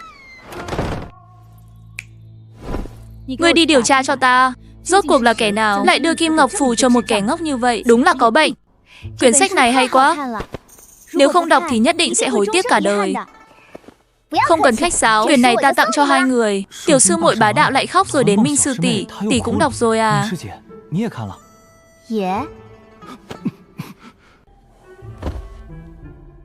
Hồ nháo, cái gì với cái gì thế này? Ninh Nguyễn, đây là chấp pháp đường công chính nghiêm minh. Không phải Ngô Hàn Phong của các ngươi. Sao lại có thứ này ở đây? Thôi được rồi, nếu chuyện Hàn Kiện bị hại không liên quan đến các con thì các con về đi. Nhưng đệ tử của Xích Thiên Tông không thể vô duyên vô cớ chết trên địa bàn của mình. Con đến nhiệm vụ đường đăng một nhiệm vụ truy nã, phần thưởng 1000 điểm cống hiến. Vâng. Đi thôi, ra ngoài.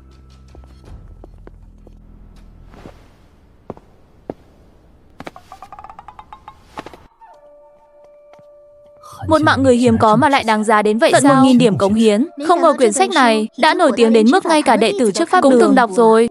Vậy bên Tôn Vân Phong chắc cũng biết chuyện rồi.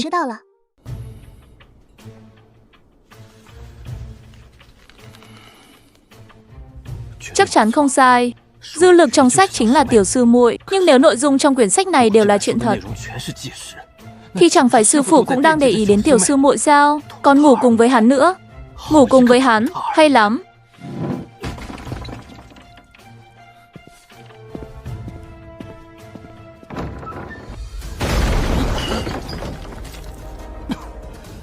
Tiết Tấn, ta hỏi ngươi. Nửa năm trước, lúc chúng ta đều bế quan, có phải ngươi đã đưa tiểu sư muội lên đỉnh núi ngắm sao? Sau đó còn đưa muội ấy về phòng ngươi ngủ không?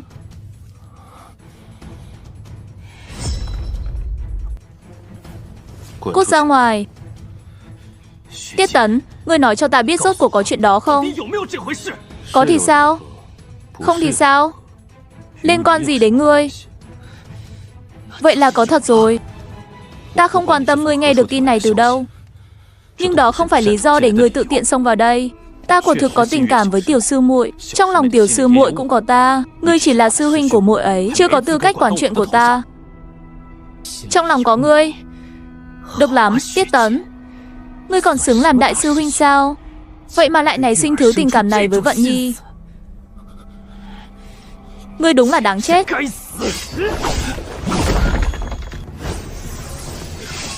Đủ rồi.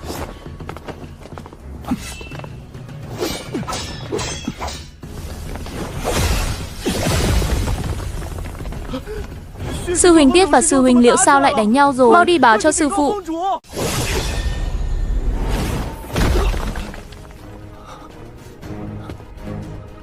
Dừng tay. Đồng môn tương tàn. Các ngươi muốn biến Toại Vân Phong thành trò cười của cả tông môn sao? Tiết Tấn, ngươi là đại sư huynh, xưa nay luôn điềm tĩnh, sao có thể đánh sư đệ mình trọng thương như vậy? Sư phụ, đệ tử biết sai rồi. Đệ tử nguyện đến Xích Nham Nhai chịu phạt. Ngươi đã tự nguyện như vậy thì mau đến Xích Nham Nhai hối lỗi đi. Vâng.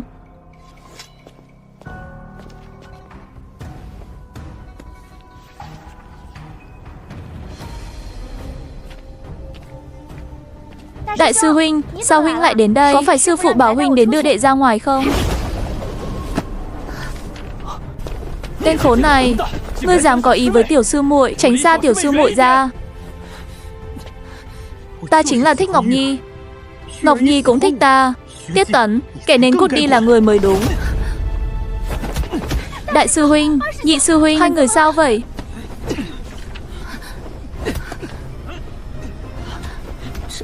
Sao có thể?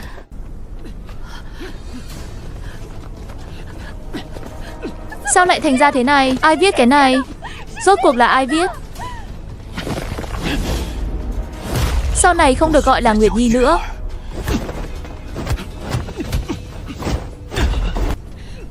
Đại sư huynh, nhị sư huynh, muội xin hai huynh đừng đánh nữa. Đều là lỗi của muội, là muội không tốt. Hai huynh đừng đánh nữa.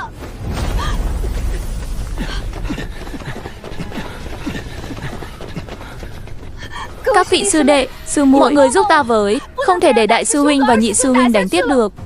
Lý sư tỷ, đã có người đi báo chấp pháp đường rồi, nhưng chúng ta biết ngăn kiểu gì đây? Ngay cả Lý sư tỷ còn không dám xông lên can ngăn.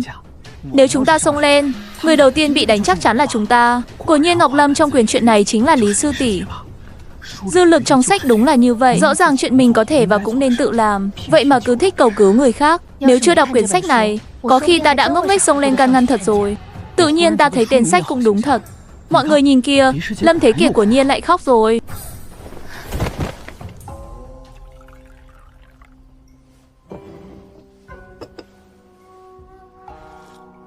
Bên tại Vân Phong vì quyền chuyện của muội đã náo loạn cả lên rồi. Đúng là hạ hê thật. Tiểu sư muội vẫn là muội thông minh. Biết bọn chúng xưa nay cùng một phe, rất khó đối phó, nên trực tiếp khiến chúng tự tan rã từ bên trong. Muội cũng nghĩ như vậy. Bây giờ chúng ta không chỉ kiếm được đồ ăn vặt mà còn giúp huynh báo thù. Tại Vân Phong cũng chẳng còn thời gian gây phiền phức cho chúng ta. Nhưng sau vụ náo loạn này, lại khiến Lục Huyền Nguyên xin Giang Ly Ngọc đến gặp riêng để nói chuyện. Ngọc Ly vừa khóc vừa gọi sư huynh, nói rằng huynh và sư phụ đều thay đổi rồi. Các ngươi đều thay đổi rồi. Ta ghét các ngươi. Ta không muốn gặp các người nữa.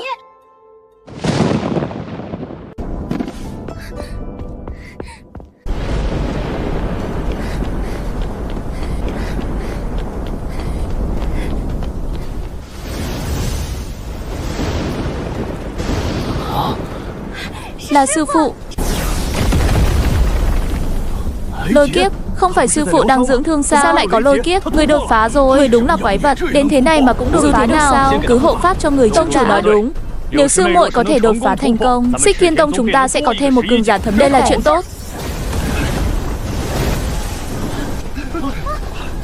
Đại sư huynh, huynh biết sư phụ hiện giờ đang ở cảnh giới nào? Trước đây thì không biết, nhưng giờ thì biết rồi. Sư phụ hiện tại hẳn là thập cảnh, nhưng sau khi đột phá thành công sẽ là thập nhất cảnh. Sao huynh biết? Vì đại sư huynh có đầu óc. Tiểu sư muội, muội không biết cả chuyện này sao? Trước thập cảnh đều không có lôi kiếp, chỉ khi đột phá thập nhất cảnh mới xuất hiện lôi kiếp. Chuyện này đến kẻ ngốc cũng biết mà. Nhưng chẳng phải cảnh giới cao nhất là cửu cảnh sao? Ngay cả chân tu lâu cũng chỉ có 9 tầng. Nơi đó xây tầng theo tu 6 mà. Nếu còn có thập cảnh, thập nhất cảnh, chẳng lẽ những người đó phải lên nóc nhà ăn cơm sao? Ai nói chân tu lâu chỉ có 9 tầng? Tầng thứ 10 của người ta chỉ là muội không nhìn thấy thôi. Đó là một không gian dị giới giống như bí cảnh. Chỉ cường giả thập cảnh, thập nhất cảnh mới có thể tiến vào. Hôm nào dùng bảo vật đập vào đó thử xem. Vậy còn tông chủ thì sao? Ngoài mặt là thập cảnh, nhưng thật ra chẳng ai tin. Ai cũng cho rằng người đã sớm đạt thập nhất cảnh. Nếu năm xưa sư phụ không bị thương thì đã sớm đạt thập nhất cảnh rồi. Người còn nhập tông cùng năm với tông chủ thân. Khi đó tu 6 của sư phụ là cao nhất, chiến lược cũng mạnh nhất. Vậy thập nhất cảnh chính là cảnh giới cao nhất rồi sao? Không biết. Có lẽ phải đợi đến khi chúng ta đạt tới mới có thể biết được. Nhưng quả thật chưa từng nghe nói có thập nhị cảnh hay thập tam cảnh. Tiểu sư muội, gia tộc đã nhận nuôi muội. Chẳng lẽ không ai nói cho muội những chuyện này sao? Ta vốn đâu có gia tộc. Nhà ta chỉ ở trong một ngôi làng nhỏ, người trong làng cũng không đông. Nếu muội không có gia tộc thì chẳng phải chúng ta đều là những tên ăn mày nghèo khổ sao? Các bậc trưởng bối của sư muội hẳn đều là cường giả Cửu Châu. Họ không nói cho sư muội, chắc cũng có lý do riêng. Có mạnh hay không thì ta không biết. Dù sao ta chưa từng thấy họ bị sét đánh bao giờ. Lôi kiếp giáng xuống rồi.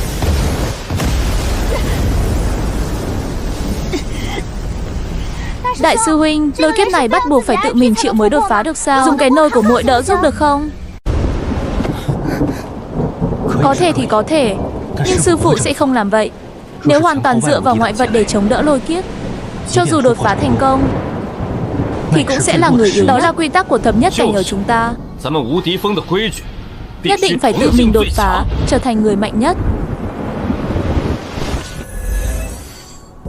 Vậy sau này chẳng phải muội cũng sẽ bị sét đánh sao?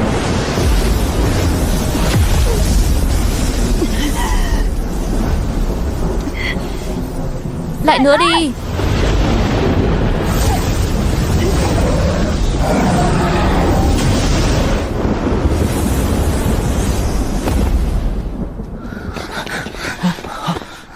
Sư phụ không sao chứ? Chưa chết được, chỉ là đột phá cảnh giới thôi, không có gì nghiêm trọng.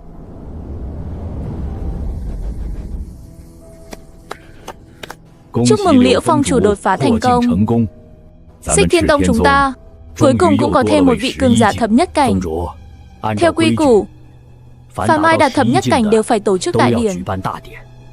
Ngài xem, chúng ta có nên bắt tay chuẩn bị không? Lời Lý trưởng lão nói rất đúng. Xích Thiên Tông chúng ta đã cả trăm năm không có ai đạt đến thập nhất cảnh. Đại điển lần này nhất định phải tổ chức. Lúc Liễu sư muội đột phá, lôi kiếp gây động tính không nhỏ, lại vừa đúng lúc ở trong Xích Thiên Tông, muốn giấu cũng không giấu được. Đan dược chữa thương. Đại điển của ngươi, tông môn đã quyết định tổ chức. Ngươi thấy tổ chức lúc nào thì tiện? Lúc nào cũng không tiện, phiền chết đi được. Được rồi, vậy tổ chức trước đại hội tông môn đi. Vừa hay sau khi đại điển của ngươi kết thúc. Sau khi đại điển kết thúc thì cho đệ tử thi đấu. Nếu ngươi cũng không có ý kiến, vậy cứ quyết định thế đi. Đại điển cũng chẳng còn mấy ngày nữa, các ngươi chuẩn bị đi.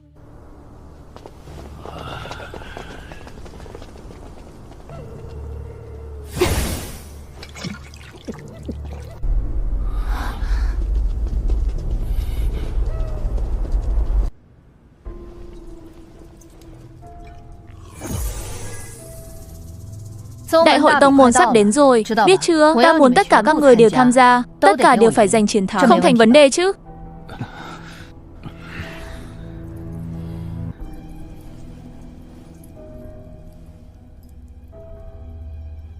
Muội cũng vậy. Sư phụ, người không đùa đấy chứ? Chiêu phản trị liệu của tiểu sư muội, nhỡ trong chuyện cá nhân chữa chết người ta thì sao? Vậy rốt cuộc thuật trị liệu của muội là thế nào? Các trưởng lão hệ quang ở Pháp Đường nói sao? À, ta cũng không biết nữa.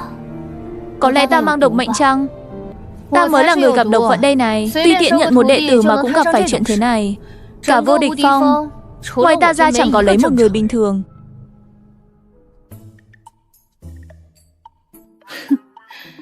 Không được tham gia thi đấu cá nhân. Vậy thì thi đấu đồng đội. Vừa hay có 7 người, chia thành 2 đội.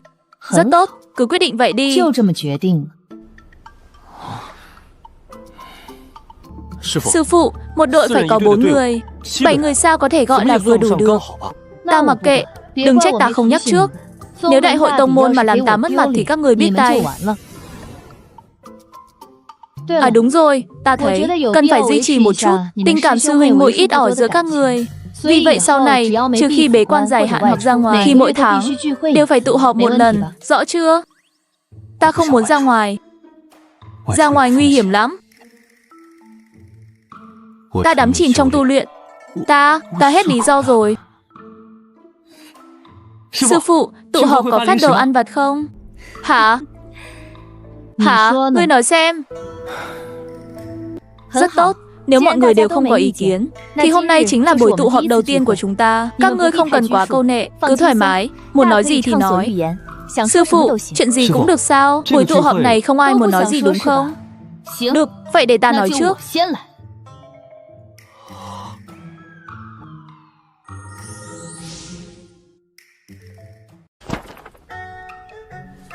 Nói đi, thứ này là ai viết?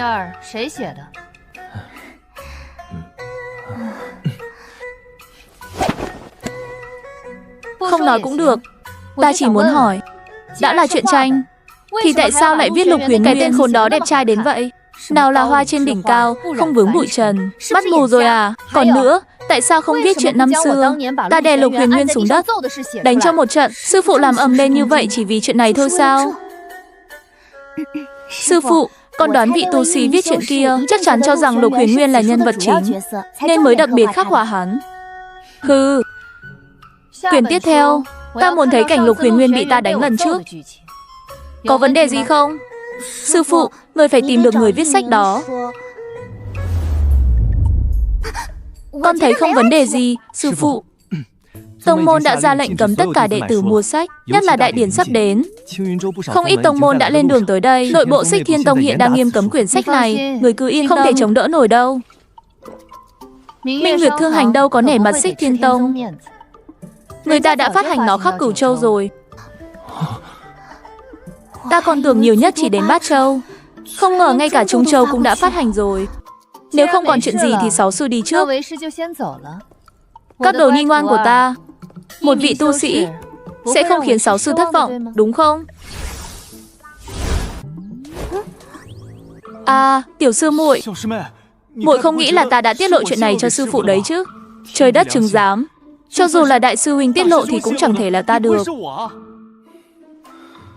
Được rồi, sư phụ biết bằng cách nào không quan trọng. Quan trọng bây giờ là đại điển và đại hội tông môn.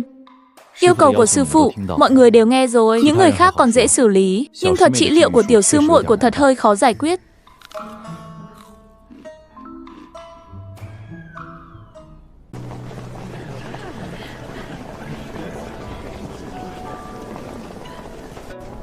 Đông người thật đấy. Bảo sao Xích Thiên Tông phải dành hẳn 3 ngọn núi để tiếp đại khách. Ngay cả khu nhà tạm cũng được trưng dụng rồi. Lần này đại điển, cả 6 đại tông môn đều sẽ tham dự. Ngoài ra, còn có một số thế lực tầm trung, nhưng họ sẽ đến sau 6 đại tông môn. Phải ngày mai hoặc ngày kia mới tới. Không chỉ vậy, một số thế lực nhỏ không đủ tư cách tham dự đại điển cũng sẽ sớm mang lễ vật đến chúc mừng. Rõ ràng là đại điển của sư phụ, sao họ không mang riêng lễ vật đến vô địch? Đúng là chẳng biết điều gì cả.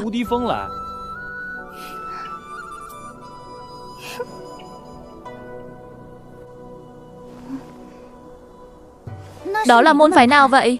Sao toàn là nữ đệ tử thế? Huyền Phượng Tông là một trong 7 đại tông của Thanh Vân Châu. Tông môn này nằm trong lãnh địa Đại Thượng Hoàng Triều, nằm ngay cạnh chúng ta. Xưa nay vẫn luôn giao hảo với Xích Thiên Tông. Đệ tử trong tông chủ yếu tu luyện thủy hệ và binh hệ. Đương nhiên, nơi đây cũng có nhiều linh sư quang hệ nhất. Sư tỷ, Xích Thiên Tông hình như lớn hơn Huyền Phượng Tông chúng ta rất nhiều. Trong 7 đại tông của Thanh Vân Châu, Xích Thiên Tông chưa bao giờ rơi khỏi top 3. Mấy trăm năm trước còn từng đứng đầu. Lớn hơn Huyền Phượng Tông chúng ta cũng là chuyện bình thường. Biết đâu Xích Thiên Tông sẽ trở lại vị trí số 1. Muội nghe nói vị Liễu Phong chủ lần này đột phá lên cảnh 11. Trước khi bị thương năm xưa, người ấy đã là cường giả cảnh 11, vô địch khắp Thanh Vân Châu rồi đó. Liễu Phong chủ lợi hại đến vậy sao? Sư tỷ, thế còn Lục Phong chủ? Lục Phong chủ chắc cũng rất lợi hại nhỉ? Muội nghe nói, Lục Phong chủ trong cuốn Thụ Quân Bá Thượng Ái ấy, hình như chính là Lục Phong chủ đó. Tất cả im miệng cho ta. Trên đường đến đây ta đã nói rồi, ai còn dám nhắc đến cuốn sách đó đều sẽ bị xử phạt. Các ngươi quên hết lời ta nói rồi sao? Đệ tử biết sai. Vân trưởng lão cũng không cần trách phạt nghiêm khắc như vậy, chỉ là một quyển họa bản thôi mà. Trẻ con mà, thích xem mấy câu chuyện hư cấu ấy cũng là bình thường. Chủ yếu là trưởng lão càng quát mắng, càng khiến người ta có cảm giác giấu đầu hở đuôi, càng khiến mọi chuyện thêm lúng túng. Là đệ tử dưới chúng ta không biết chừng mực, để trưởng lão chê cười rồi. Nào có, mời vào trong. Anh, sớm thế này sao? Các vị sư đệ, sư muội, các đệ không quên, hôm nay là ngày tổ chức đại điển cảnh 11 của sư phụ đấy chứ? Âu Dương sư huynh, bọn muội không quên, chỉ là vừa rồi có chút việc nên ra khỏi cửa muộn một chút. Giờ còn chuyện gì có thể quan trọng hơn đại điển của Liễu Phong chủ chứ? Mau đi thôi.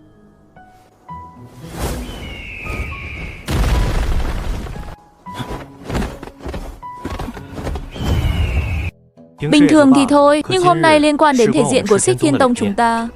Các đệ tuyệt đối đừng gây chuyện đấy. Bọn muội không đáng tin đến thế sao? Các đệ có đáng tin hay không, trong lòng không tự biết à? Đều là Thanh Chu, sao Xích Vũ Uyên của huynh lại lớn hơn của bọn muội? Ứng sư muội, bây giờ không phải lúc nghiên cứu Xích Vũ Uyên đâu. Vậy tại sao Xích Vũ Uyên của huynh lại lớn hơn? Muội có thể mua một con Xích Vũ Uyên còn lớn hơn cái này không? Các huynh không quản muội ấy à? Tiểu sư muội chỉ hơi tò mò thôi. Mong Oai Yang sư huynh thông cảm. Xích Vũ Uyên của Oai Yang sư huynh cũng tốn bao nhiêu đồ ăn vặt vậy? Không phải, Xích Vũ Uyên của Oai Yang sư huynh. Mau nhìn kìa, Thiên Thư Chu đã tới rồi. Chúng ta xuống thôi. Được rồi, mấy vị sư đệ, sư muội chắc đều nhớ vị trí. Ta không đưa các đệ vào nữa. Đa tạ Oai Yang sư huynh chỉ dẫn. Không có gì, việc nên làm thôi. Đúng là một vị đại sư huynh tốt, gặp phải một đám sư đệ sư muội như thế, bảo sao tính tình lại tốt đến vậy. Chỉ cần tính tình kém hơn một chút, em là đã bị chọc tức đến tàu hỏa nhập ma rồi.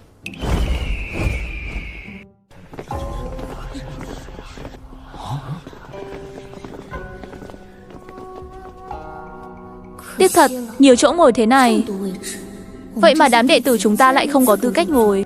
Mấy vị này chính là những đệ tử đắc ý của Liễu Phong chủ sao? Nói ra thì đây là lần đầu lão phu được gặp họ. Xích Thiên Tông các người giấu người kỹ thật đấy. Dù là thiên tài cũng phải đưa ra cho mọi người gặp mặt chứ. Người này nói chuyện sao cứ âm dương quái khí vậy? Người này là ai vậy? Đại trưởng lão Vạn Thọ Tông.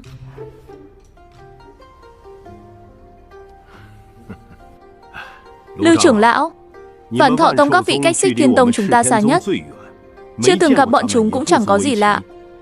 Chủ yếu là mấy vị đệ tử này của ta một lòng tu luyện, vô cùng chăm chỉ.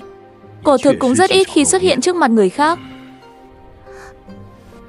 Hóa ra chúng ta chăm chỉ đến vậy sao?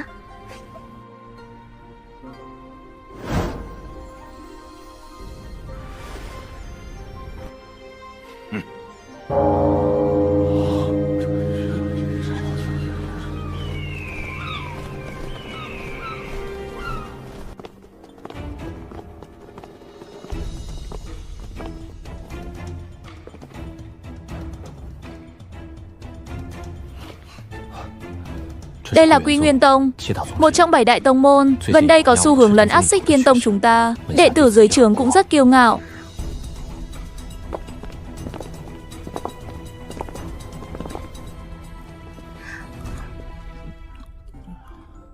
Ngô sư huynh, huynh căng thẳng sao? Muốn về? Cố chịu đi, ăn chút gì đó để giảm sư huynh. Huynh đừng coi bọn họ như những con thỏ là được.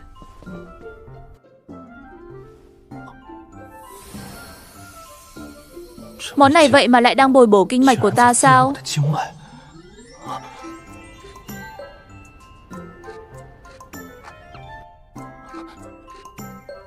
Tiểu sư muội, đây không phải món ăn bình thường đâu. Đúng vậy, đây là món do đại bá của ta tự tay làm đấy. Ngon không?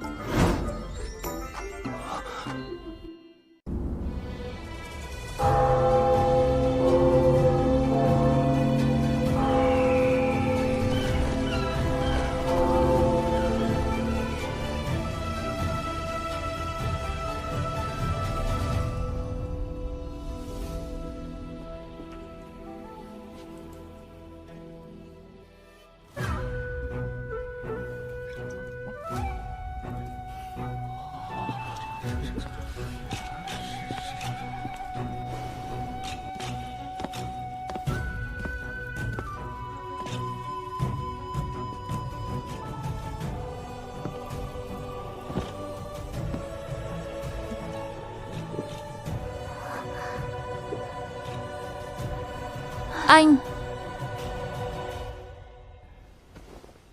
hôm nay ta xin đại diện tông môn chúc mừng Liễu Phong chủ thành công đột phá cảnh giới, đạt đến thập nhất cảnh.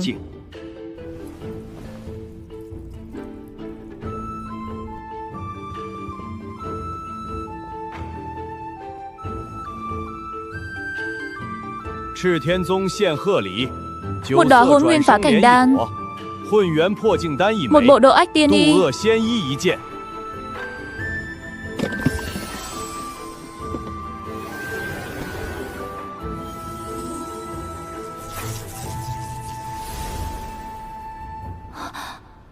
Xích Thiên Tông của Nhiên rất hào phóng, đặc biệt là bộ độ ách tiên y kia, nghe nói có thể đỡ được một đòn toàn lực của cường giả thập nhất cảnh, đúng là thần khí bảo mệnh.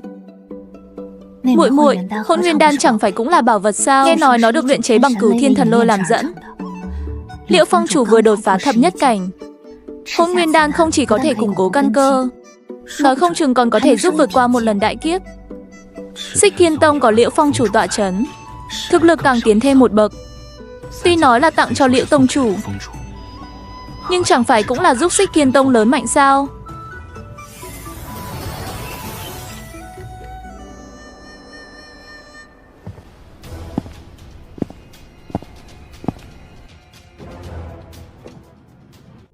Quy Nguyên Tông, Kiều Ngọc đại diện tông môn, chúc mừng Liễu Phong chủ thành công đột phá thập nhất cảnh.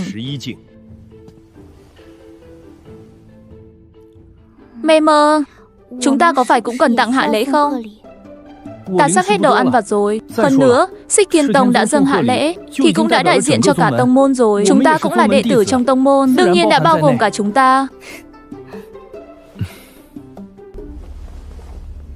Lưu quân của Vạn Thọ Tông, đại diện tông môn chúc mừng Liễu Phong chủ thành công đột phá thập nhất cảnh. Người này có thù với sư phụ sao?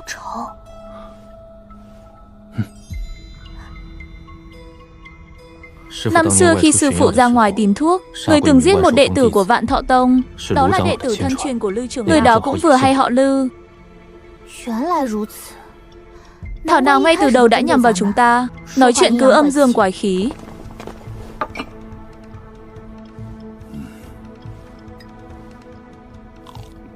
Mấy người chúng ta đến đây chỉ để đứng làm cảnh thôi à? Biết trước chỉ được nhìn mà không được ăn. Có cho tiền ta cũng chẳng đến.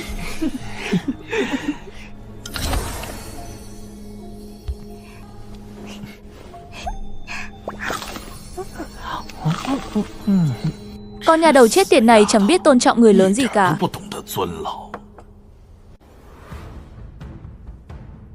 Sao vẫn chưa kết thúc vậy? Sư phụ vậy mà có thể ngồi đúng là kỳ tích.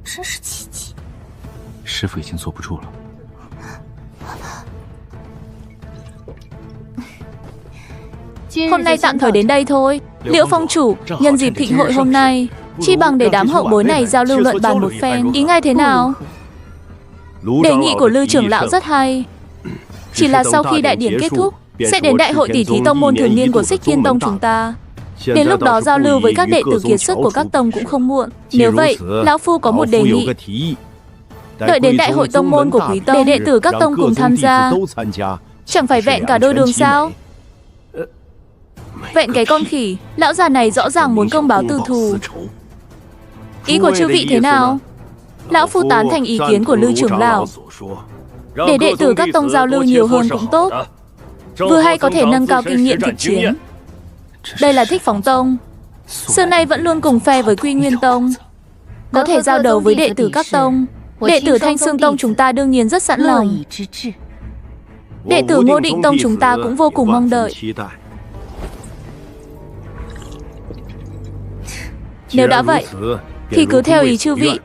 Đại hội tông môn 3 ngày sau, đệ tử các tông đều có thể tham gia. Mấy tông môn đó đúng là chẳng có Xích Thiên Tông chúng ta ra gì, chỉ là giao lưu tỉ thí. Ai sợ ai chứ? Rõ ràng bọn chúng đã có âm mưu từ trước. Lần này Quy Nguyên Tông còn cử cả nhị đệ tử Phong đến đây nữa. Chủ Phong rõ ràng là muốn nhân đại điển của Liễu Phong để giao đấu với chúng ta. Đánh thì đánh. Nếu Hoa Nhăng sư huynh ra tay, hắn chắc chắn sẽ thua.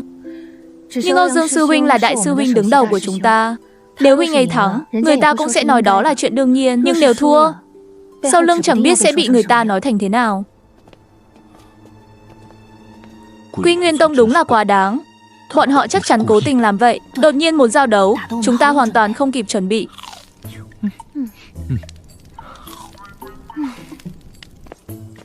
Sao bây giờ nhìn bọn họ ta lại thấy chướng mắt thế nhỉ? Ăn căn, giờ là lúc nào rồi? Các con còn tụ tập ở đây ăn thịt nữa. Sư phụ chẳng phải người bảo chúng con phải bồi đắp tình cảm sư huynh muội, người ta đã đánh tới tận cửa rồi, còn bồi đắp tình cảm gì nữa? Ta hỏi các con, nếu trên đài khiêu chiến gặp người của Vạn Thọ Tông, biết phải làm thế nào rồi chứ? Sư phụ cứ yên tâm, bọn con sẽ ra tay có chừng mực. Ai bảo các con phải có chừng mực? Ta muốn các con đánh cho hắn như tử. Đặc biệt là tên họ Lư kia, đánh chết thì ta chịu. Nếu các con mềm lòng rồi bị người ta đánh cho tàn phế, thì đừng trách ta không nhắc trước. Dù sao lão già họ Lư kia cũng là kẻ thù không đội trời chung với ta. Lão ta vốn đã hèn hạ, lại không đánh nổi ta, thì chắc chắn sẽ quay sang đối phó các con. Lão già đánh không lại thì lại nhắm vào người trẻ, đúng là không biết xấu hổ. Yên tâm đi, ngoài những thứ khác ta không giúp được các con, nhưng thù hận thì ta đã kéo đầy cho các con rồi.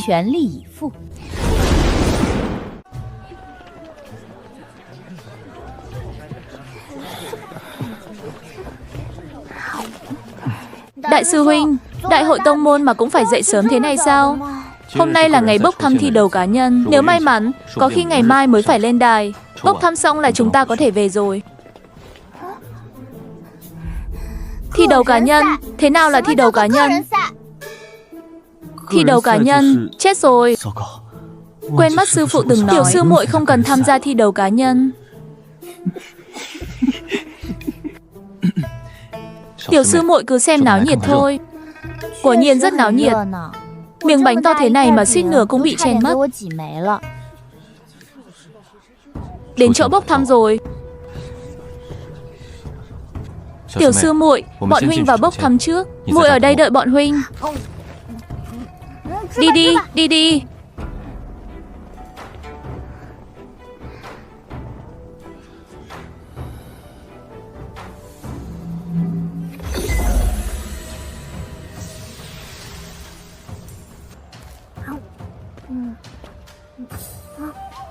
Hàn Trạch, thật trùng hợp.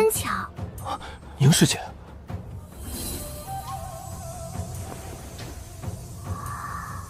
Huynh cũng đến bốc thăm sao?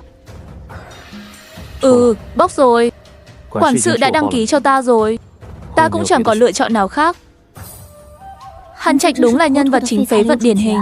Quả nhiên làm tai nhiều nạn, đi đến đâu cũng bị người ta ức hiếp. Vậy sao huynh không tố cáo?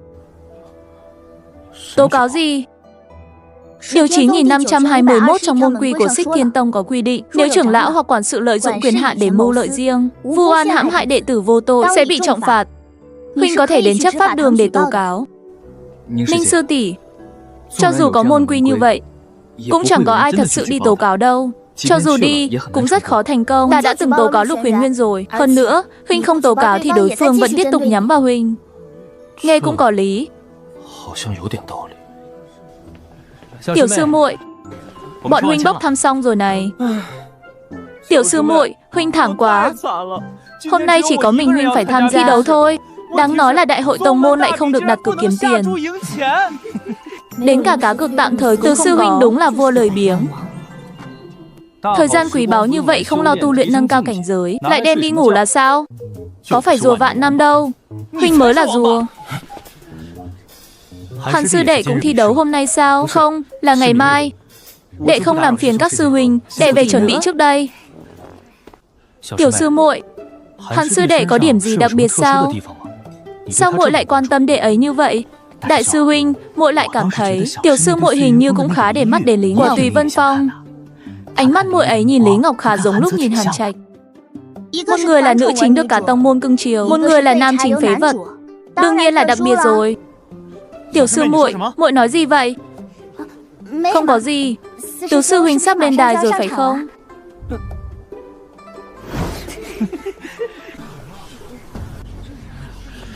Huynh định đi đâu vậy?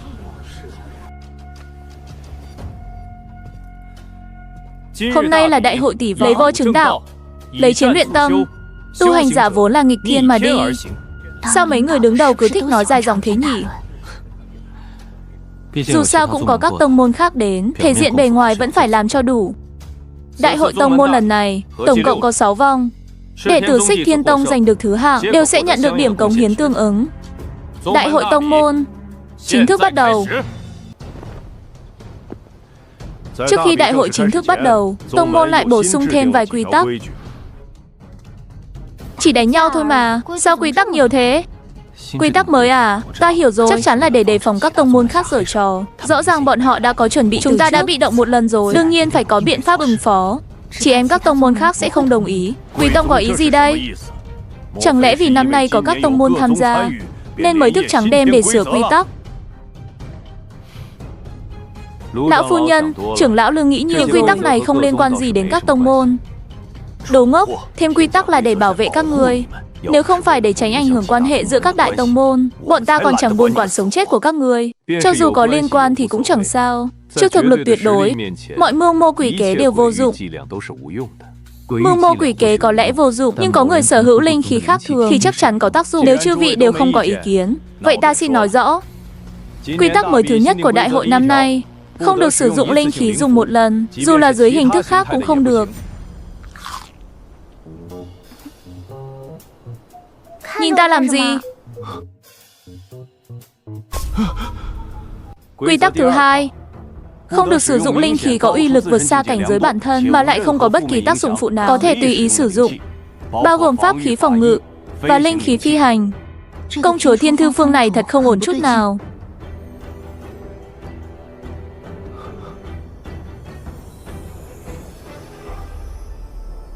Quy tắc thứ ba, không được dùng bất kỳ lời hứa nào hay vật phẩm, đồ ăn để mua chuộc đối thủ nhận thua.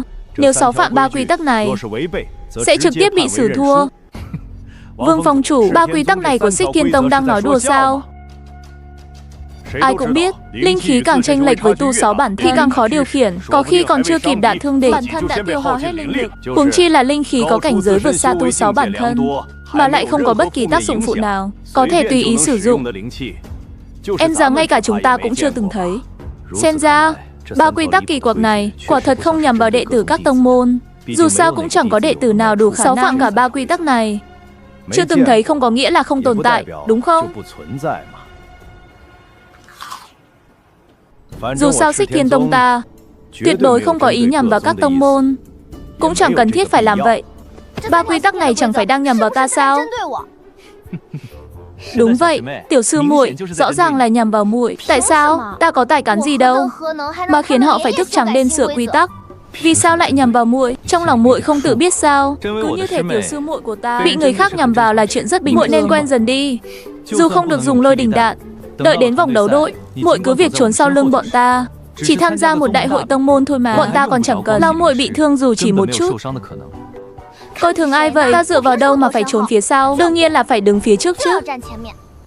Vị sư đệ của Tuyết Dương Phong này, lời nói của đệ cũng ngông cuồng quá rồi đấy. Ta chỉ nói sự thật thôi. Ngông cuồng chỗ nào?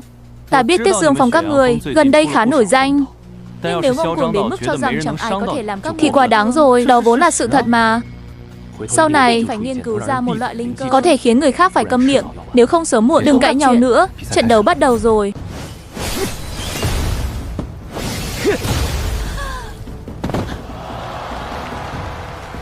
Đa tạ đã nhường.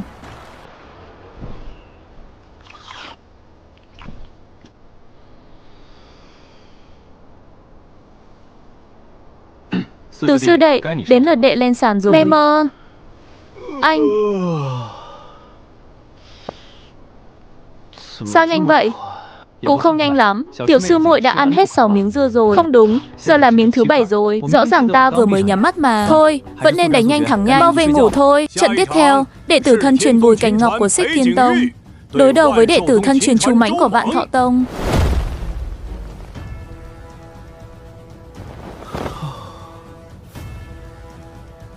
Ta nhớ ngươi là đệ tử Tuyết Dương Phong. Ngươi nhận nhầm rồi. Không thể nào, ta từng gặp ngươi trong đại điển của Liễu Phong chủ. Ta là đệ tử của Vô Địch Phong. Vô Địch Phong? Xích Thiên Tông từ bao giờ có thêm Vô Địch Phong vậy? Chẳng lẽ ta nhớ nhầm? Nhưng không quan trọng. Bao nhiêu năm nay chẳng có chút tiếng tăm gì. Đệ tử thân truyền vô danh như vậy căn bản không cần để vào mắt.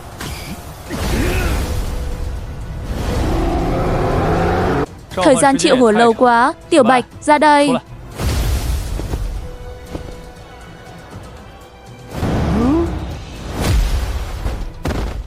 Ô, đã bắt đầu triệu hồi trước rồi. Sao có thể? Sao ngươi triệu hồi nhanh đến vậy? Vì ta là thiên tài.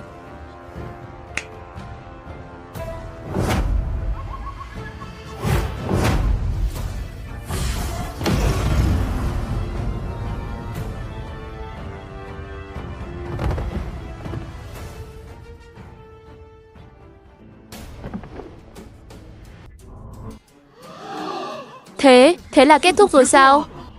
2 chiêu. Chỉ 2 chiêu đã đánh bại đệ tử thân truyền Vạn Thọ Tông. Ta thấy Bùi sư huynh còn chưa dùng sức ấy chứ. Nếu huynh ấy thật sự dốc toàn lực thì thực lực sẽ đáng sợ đến mức nào đây? Anh. Xích Thiên Tông vô địch.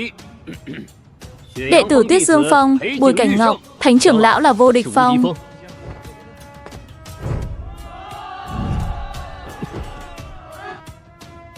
Tên tiểu tử này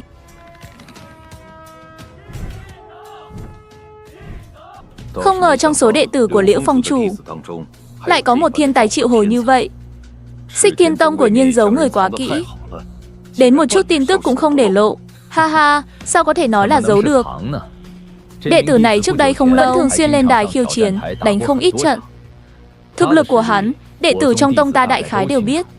Nhưng tin tức này đáng lẽ rất dễ dò hỏi được mới phải. Lục trưởng lão không biết sao? Đương nhiên chúng ta đã dò hỏi rồi. Hai vị sư huynh, chúng ta muốn hỏi thăm một chút chuyện. Là người của Vạn Thọ Tông, bọn chúng gian xảo hiểm độc, chắc chắn đang có âm mưu gì đó. Mau đi thôi. Anh.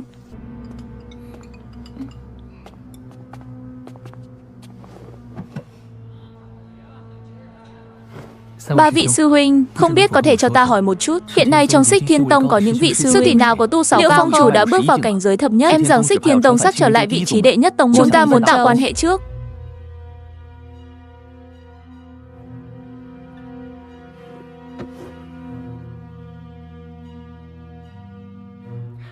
Dễ thôi, dễ thôi. Chúng ta đều thuộc 7 đại tông của Thanh Vân Châu. Đương nhiên phải bồi đắp tình cảm thật tốt. Nếu nói đến những sư huynh có tu 6 cao thì không thể không nhắc đến Nhạn Nam sư huynh của Thông Minh Phong. Đúng, Nhạn Nam sư huynh vừa xuất quan, tu 6 lại tiến bộ không ít. Huynh ấy là một trong thập đại thiên kiêu của Xích Thiên Tông chúng ta. Ra là vậy. Vậy còn đệ tử thân truyền của Tuyết Dương Phong? Tuyết Dương Phong? Bọn họ còn chưa lọt vào thập đại thiên kiêu đâu. Chẳng qua chỉ đánh bại Thạch Tuân Dương, một trong thập đại thiên kiêu mà thôi. Không biết trong thập đại thiên kiêu còn những ai.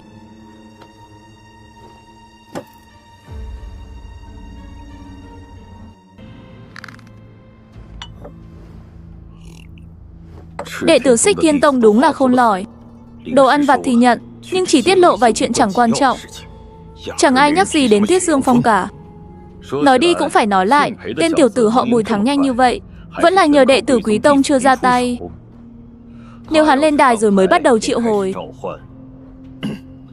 thì có lẽ giờ chúng ta đã được chứng kiến hai linh thú giao chiến, chứ không phải trận đấu một chiều thế này.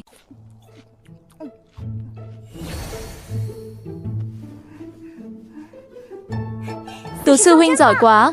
Đương nhiên rồi, tên Chu Mãnh kia quá yếu, chẳng có chút thử thách nào cả.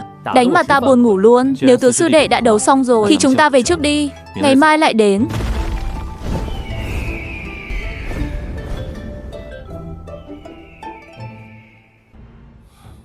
Đánh xong là bỏ đi ngay, cũng chẳng thèm xem thực lực các tông môn khác. Đúng là quá ngông cuồng. Đúng là thế nào thì trò nấy. Tu 6 của Bùi sư huynh ít nhất cũng phải võ cảnh nhỉ. Cho dù là triệu hồi sư võ cảnh cũng không thể triệu hồi linh thú nhanh như vậy chứ. Đối thủ còn đang bấm quyết mà linh thú của huynh ấy đã hạ gục người ta rồi. Trước đây huynh ấy từng đấu với Thạch Tuần Dương trên đài cũng chưa đến một khắc đã giành chiến thắng. Thạch Tuần Dương cũng vừa bước vào võ cảnh. Chẳng lẽ Bùi sư huynh là võ cảnh đỉnh phong, thậm chí lục cảnh? Mặc dù không biết tu 6 của Bùi sư huynh rốt cuộc cao đến đâu, nhưng ít nhất có thể chắc chắn một điều: đám người Tuyết Dương Phong này đều không yếu. Các ngươi nói xem, những người khác của Tuyết Dương Phong chẳng lẽ cũng có thực lực ngang với Bùi sư huynh? Nếu vậy, chẳng phải ai cũng có thể đánh bại một trong thập đại thiên kiêu sao? Thế thì đáng sợ quá rồi. Các ngươi đừng quên, đệ tử Tuyết Dương Phong vốn phải là người mạnh nhất cùng thế hệ. Tiểu sư muội, sau khi đấu cá nhân kết thúc sẽ là đấu đội. Muội đã nghĩ xem sẽ lập đội với ai chưa? Không biết, tùy thôi.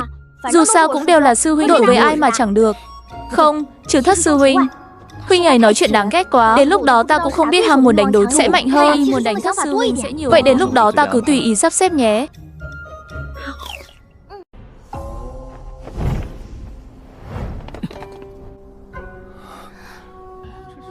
Hình như là vậy. Có chuyện gì xảy ra vậy?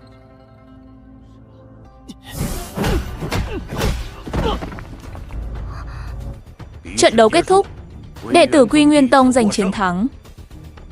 Liêu thắng của Quy Nguyên Tông, trận thứ 2 ngày mai. Mong được các vị đồng đạo của Xích Thiên Tông chỉ giáo. Ha ha ha ha ha ha. Ngông cuồng, tên này đúng là quá ngông cuồng. Quy Nguyên Tông thật quá đáng. Rõ ràng bọn chúng cố tình nhắm vào chúng ta. Gặp đệ tử tông môn khác, chúng đều ra đấu bình thường. Chỉ khi gặp đệ tử Xích Thiên Tông mới ra tay độc ác. Cứ chờ xem. Chẳng qua bọn chúng vẫn chưa gặp Bùi sư huynh và các huynh. Lần này trong thập đại thiên kiêu tham gia đại hội có 4 người. Ta không tin không có ai trị được bọn chúng. Bên ngoại môn thực ra còn khá ổn, ít nhất vẫn có người thắng. Nhưng bên nội môn thì... Ôi!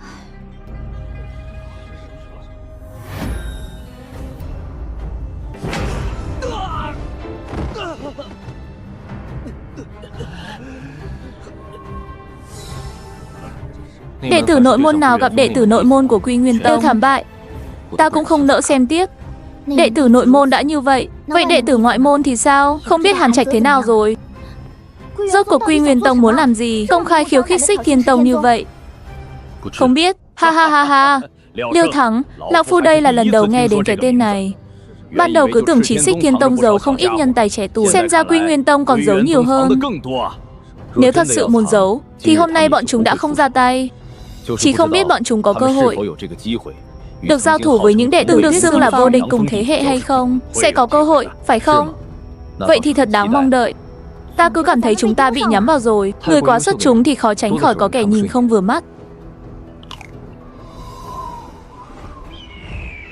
Trận tiếp theo, đệ tử thân truyền Xích Thiên Tông, Nhan Lương đấu với đệ tử thân truyền Thạch Phương Tông, Diêu Huy. Diêu Huy của Thạch Phương Tông, xin được chỉ giáo, với tư chất của ngươi, vẫn chưa đủ để khiến ta ra tay. Đại sư huynh, Thất sư huynh trước đây thật sự chưa từng bị ai trùng bao rồi hội đồng sao? Đệ tử của Thất sư huynh đắm chìm trong tu luyện, rất ít khi rời khỏi vô địch phong. Hôm qua ta còn cảm thấy vị sư đệ Tuyết Dương coi thường người khác, nhưng hôm nay nhìn bộ dạng ngông cuồng của hắn, thật sự quá đã. Đáng tiếc đối thủ lại là người của Thạch Phương Tông. Nếu có thể trực tiếp đấu với Quy Nguyên Tông thì càng tốt. Thạch Phương Tông và Quy Nguyên Tông vốn cùng một phe, đánh ai cũng như nhau thôi. Mau nhìn kìa, Nghiêm sư đệ ra tay rồi.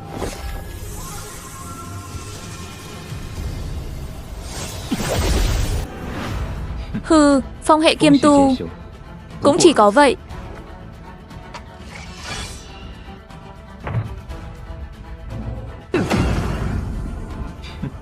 Thì ra còn là tinh hệ kiêm tu, cũng chẳng hơn gì.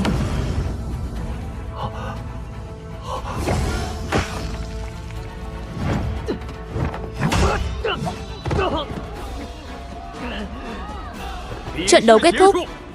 Đệ tử vô địch phong của Xích Thiên Tông, Nghiêm sư đệ, giành chiến thắng. Ồ, trưởng lão cuối cùng cũng thừa nhận chúng ta gọi là vô địch phong rồi. Có khả năng là ông ấy không muốn bị chúng ta sửa lại như hôm qua nữa. Thẩm Dương, không vô địch phong lại thắng rồi. Hơn nữa cũng chỉ mất 2 chiêu. Hơn nữa, Nghiêm sư huynh lại là người có thiên phú, kiếm tu bẩm sinh hiếm có. Sau này tu 6 chắc chắn không thể đo lường. Chúc mừng Nghiêm sư đệ chiến thắng. Không cần chúc mừng, đánh bại hắn vốn chẳng có gì khó. Hắn quá yếu. Nếu ngay cả hắn ta cũng không đánh bại được, thì còn mặt mũi nào tự xưng là kiếm tu. Bọn ta cũng không dám chắc có thể toàn thắng những yêu nghiệt. Nhưng chiến thắng lần này của Nghiêm sư đệ thực sự khiến mọi người phấn chấn. Giờ ta nhiệt huyết sôi trào rồi. Tiếp theo cũng đến lượt ta lên đài. Ta nhất định sẽ thắng. Thất sư huynh, huynh đúng là đã mở màn quá đẹp. Xích Thiên Tông chúng ta lại liên tiếp thắng 2 trận rồi. Đúng vậy. Sắc mặt tông chủ cuối cùng cũng khá hơn một chút.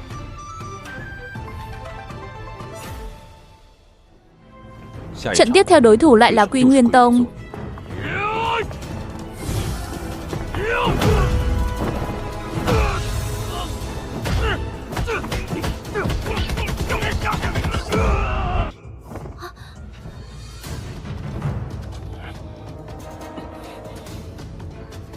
Đại sư huynh, tông ta với Quy Nguyên Tông có thuộc giết cha gì sao? Ai nấy ra tay đều độc ác như vậy. Chắc là không đâu. Quy Nguyên Tông tuyệt đối có vấn đề. Trận đấu kết thúc, đệ tử Quy Nguyên Tông giành chiến thắng.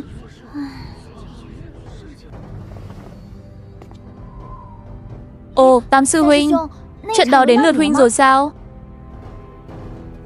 Thất sư huynh, tiếp theo trông cậy vào sư huynh. Tu 6 hiện tại của huynh là phải giống Bùi sư huynh không? Ta chỉ có một cảnh. Bao nhiêu? Nhất cảnh, sao có thể?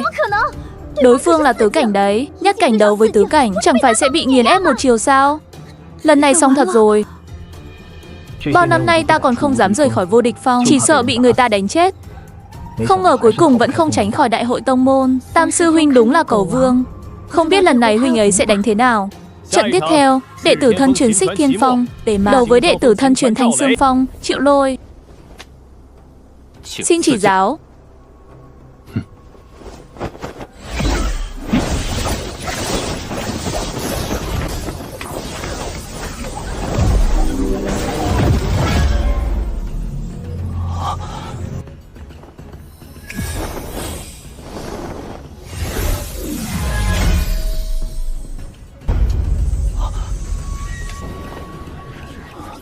Chuyện này, rốt cuộc là sao vậy? Các ngươi nhìn xem.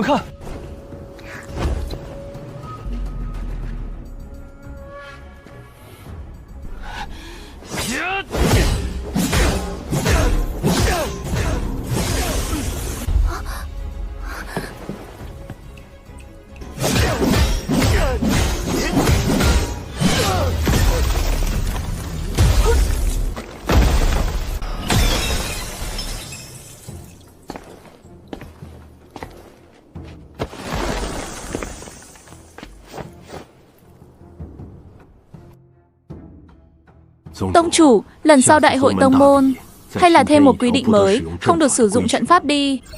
Trận đấu kết thúc. Đệ tử vô địch phong của Xích Thiên Tông, Tề Mạt, giành chiến thắng. Đây mà gọi là nhất cảnh. Mẹ nó, đây mà gọi là nhất cảnh à? Đánh tứ cảnh mà cứ như đang chơi vậy. Ngươi nói cho ta biết ngươi chỉ là nhất cảnh đi.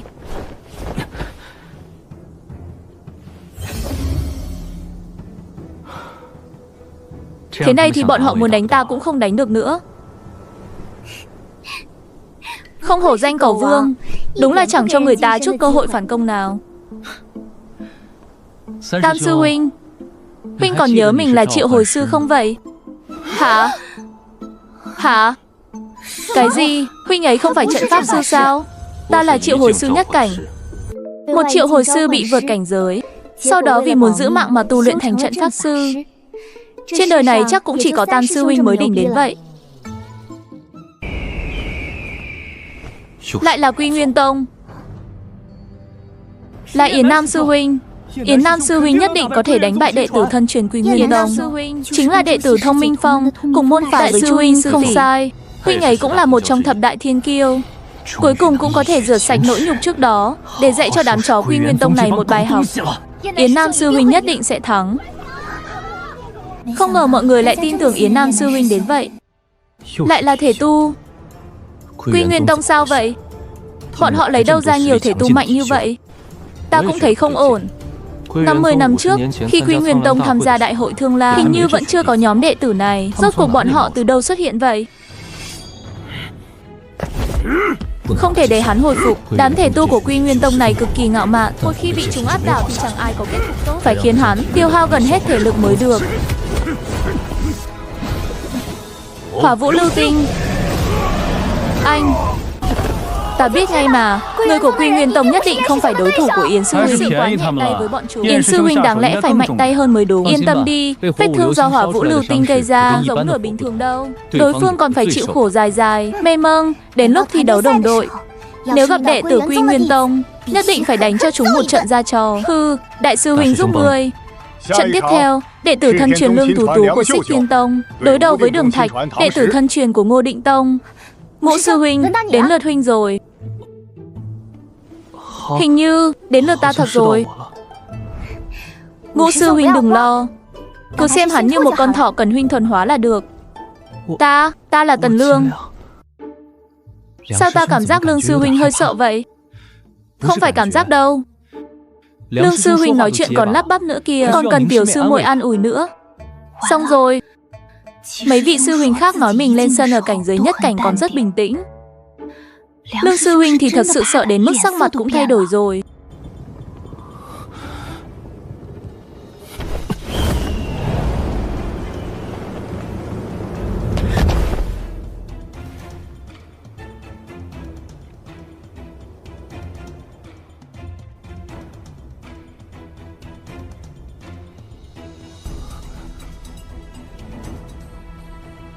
Thế này thì sao mà xem hắn như thỏ để thuần hóa được? Ha ha ha ha, thật đáng tiếc. Không ngờ lại gặp Đường Thạch của Ngô Định Tông. Nếu là vị kiếm tu của Tuyết Dương Phong kia ra sân, có lẽ còn miễn cưỡng đánh một trận được, nhưng hắn... Em rằng lần này, Tuyết Dương Phong cũng sẽ phải nếm thử cảm giác bị người khác đánh bại hoàn toàn chỉ trong thời gian nửa chén trà. Quả thật đáng tiếc. Ta nhớ vị Đường Thạch này 50 năm trước khi tham gia đại hội Thương Lan đã có thực lực lục cảnh trung kỳ rồi. Không sai, Đường Thạch là đệ tử mạnh nhất thế hệ này của Ngô Định Tông. Đệ tử Tuyết Dương Phong dù có thất bại thì thật ra cũng chẳng có gì đáng nói. Biết đâu đệ tử Tuyết Dương Phong lại có thể khiến người ta bất ngờ. Các vị cũng biết rồi đấy, bọn họ lúc nào cũng khiến người khác ngoài dự đoán.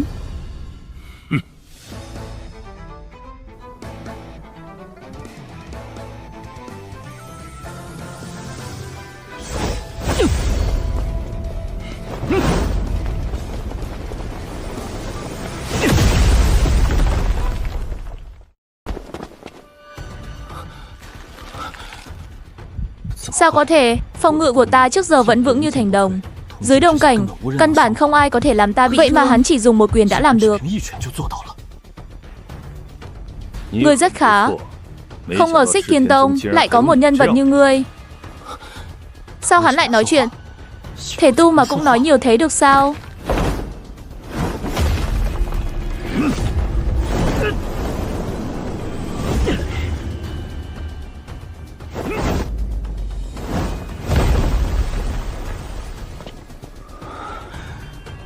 Vị sư đệ này, người vẫn nên bỏ cuộc đi. Ta thừa nhận người rất lợi hại, là ta đã đánh giá thấp người, khiến ta bị thương đến mức này. Ngươi đủ để tự hào rồi, chỉ là dù ta không đánh lại người, nhưng muốn thật sự làm ta trọng thương thì em rằng vẫn chưa đủ. Trước khi ngươi đánh ta bị loại, linh lực của ngươi đã không chống đỡ nổi rồi. Ngươi đừng nói nữa. Anh vốn đã khó xem hắn như thỏ để thuần hóa rồi, vậy mà hắn còn cứ nói mãi không ngừng.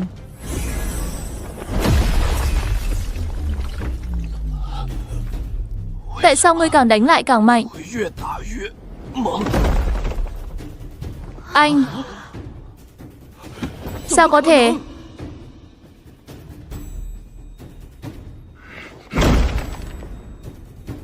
Đó Lục Cảnh đấy. Không phải hắn sợ đến mức nói chuyện còn lắp bắp sao? Rốt cuộc Vô Địch Phong là tồn tại như thế nào vậy? Trận đấu kết thúc, đệ tử thân truyền Lương Tú Tú của Xích Kiên Tông giành chiến thắng.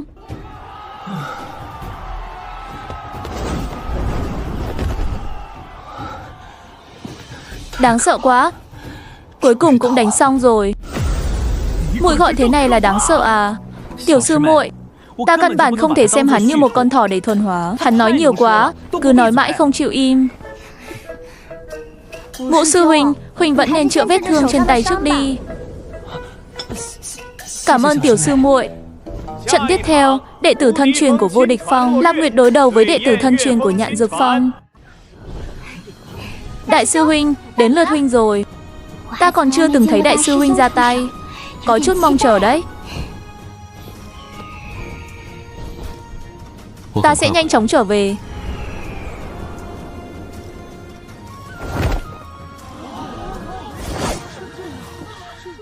Anh là đại sư huynh của Vô Địch Phong. Các sư huynh khác của Vô Địch Phong đều lợi hại như vậy, chẳng phải đại sư huynh còn lợi hại hơn sao? Cũng chưa chắc, mấy vị sư huynh khác đều rất có cá tính, nhưng Lạc sư huynh lại quá ôn hòa, trông có vẻ không lợi hại cho lắm. Hơn nữa, ta còn nghe nói Lạc sư huynh tuy là kiếm tu, nhưng chưa từng thấy huynh ấy rút kiếm. Có người nói huynh ấy từng bị thương, tu 6 không thể tiến thêm, đến kiếm cũng không thể rút ra. Không thể rút kiếm, vậy thì đánh kiểu gì? Hừ. Ta vẫn luôn nghĩ trong số các sư huynh, đại sư huynh là người dễ gần nhất. Giờ mới phát hiện, có lẽ huynh ấy mới là người dễ bị người ta trùng bao tay, đánh cho một trận nhất. Dùng cành cây đánh người ta, sát thương không lớn, nhưng mức độ nhục nhã thì cực cao. Ta nghĩ đại sư huynh không có ý định sỉ nhục đối phương, mà sát thương có lẽ cũng rất lớn. Lạc sư huynh, ta biết huynh là kiếm tu, cũng biết có thể huynh rất lợi hại, nhưng huynh không thể sỉ nhục ta như vậy.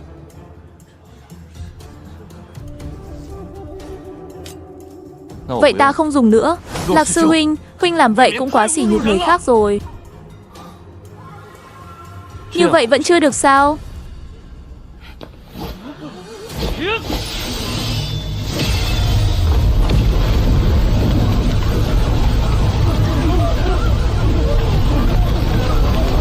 Sao chẳng nhìn thấy gì nữa vậy? Đại thúc, rốt cuộc chuyện gì vậy? Không sao, đợi thêm một lát là được. Đại sư huynh ra tay rất nhanh.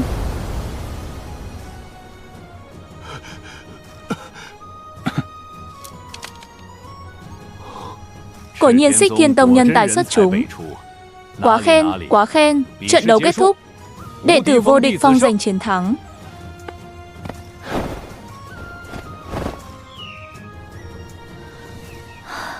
Đại sư huynh, mau đi thôi, không đi là bị người ta vây xem đấy. Lạc sư huynh, mọi người chạy gì vậy? Ta còn có chuyện muốn thỉnh giáo mà. Ha ha ha, không ngờ sau khi vòng đầu tiên kết thúc, ngoại trừ Nhị sư huynh chưa trở về và Ninh sư muội không tham gia đấu cá nhân, tất cả đệ tử Vô Địch Phong đều giành chiến thắng. Ta biết ngay đệ tử Vô Địch Phong chưa bao giờ thay đổi.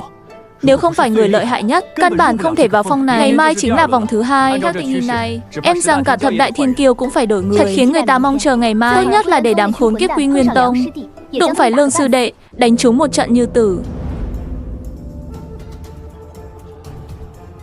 Tuyệt quá. Đám khốn kiếp Quy Nguyên Tông lại gặp Nghiêm sư đệ. Ta không nhớ người này. Hôm qua chính là hắn. Hắn muốn đánh Minh Quang Tông một vị sư huynh đến Đức. Nếu không phải trưởng lão chủ trì lôi đài rằng cả đan điền cũng bị hắn. Nếu Nghiêm sư đệ cũng phế được hắn thì tốt.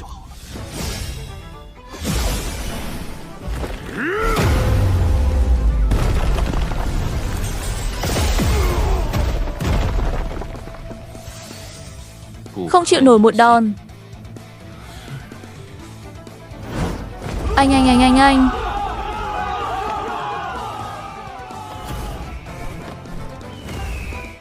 Ta đã nói mà. Trưởng lão Kiều mong đệ tử Quý Tông có thể gặp đám tiểu gia hỏa vô địch phong đến vậy, nhất định là có cơ hội. Chẳng phải bây giờ gặp rồi sao?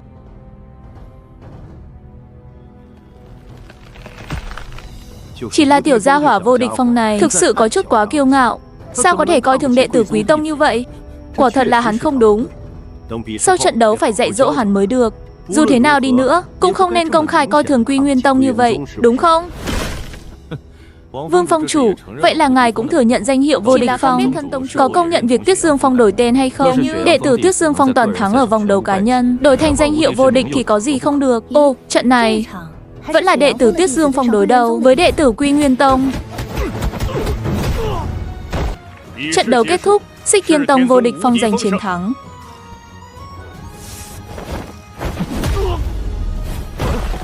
Trận đấu kết thúc, Xích Thiên Tông vô địch phong giành chiến thắng.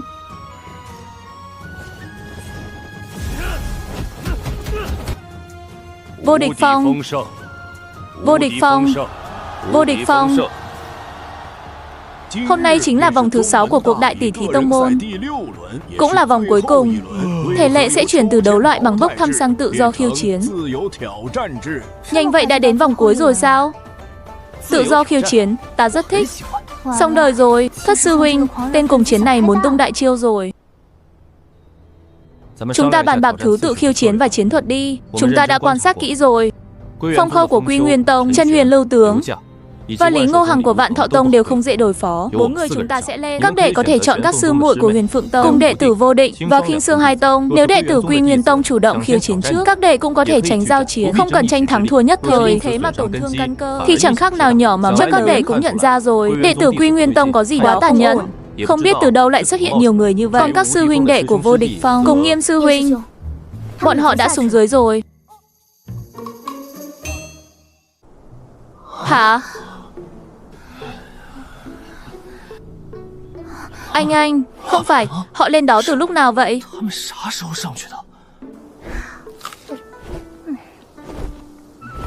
Vừa nãy, đối thủ khó đánh nhất đã xử lý xong rồi. Vậy chẳng phải chúng ta thận trọng bàn bạc chiến thuật? Nãy giờ là công cốc sao? Mấy tên đệ tử thân truyền của Quy Nguyên Tông và Vạn Thọ Tông trông thảm thật đấy, nhưng thật sảng khoái. Có gì mà ngạc nhiên? Ta đã nhắc các ngươi từ lâu rồi, các ngươi cứ không chịu nghe. Giờ biết mất mặt rồi chứ? Trước đó bọn chúng chèn ép đệ tử thân truyền Xích Thiên Tông chúng ta, lão phu đã sớm nuốt một bụng tức rồi. Đám tiểu gia hỏa Vô Địch Phong này đúng là khiến lão phu nở mày nở mặt. Hey si, xem ra lần sau vẫn phải thêm 2 quy tắc mới. Đại tỷ thí tông môn cốt yếu là giao lưu luận bàn, ít nhất cũng phải đánh qua đánh lại vài chiêu chứ. Sao có thể để các ngươi thể hiện quá mức như vậy?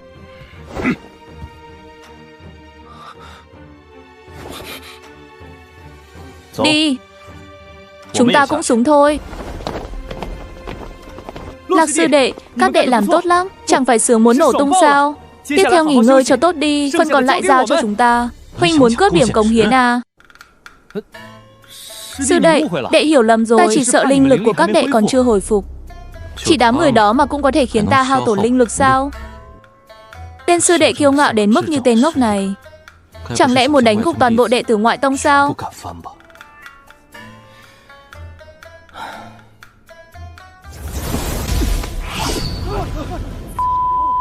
Rõ ràng là muốn quét sạch cả đấu trường rồi.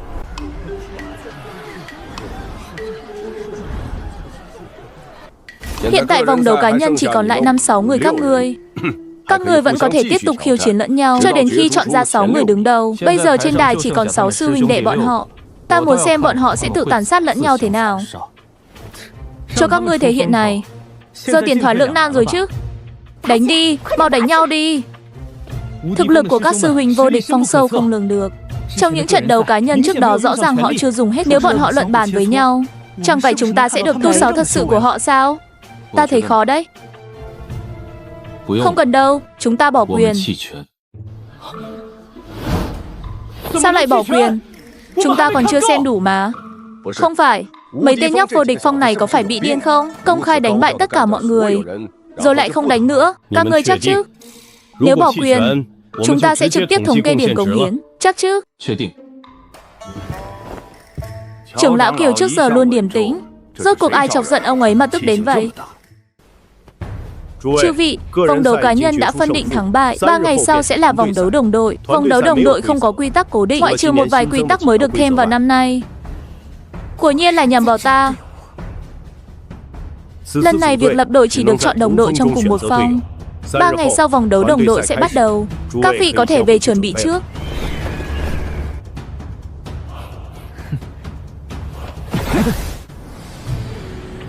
Lạc sư đệ, các đệ đừng chạy.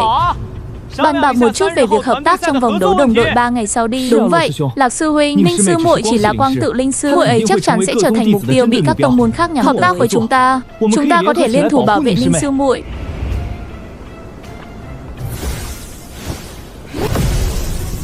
Cha, ai cần các huynh bảo vệ chứ?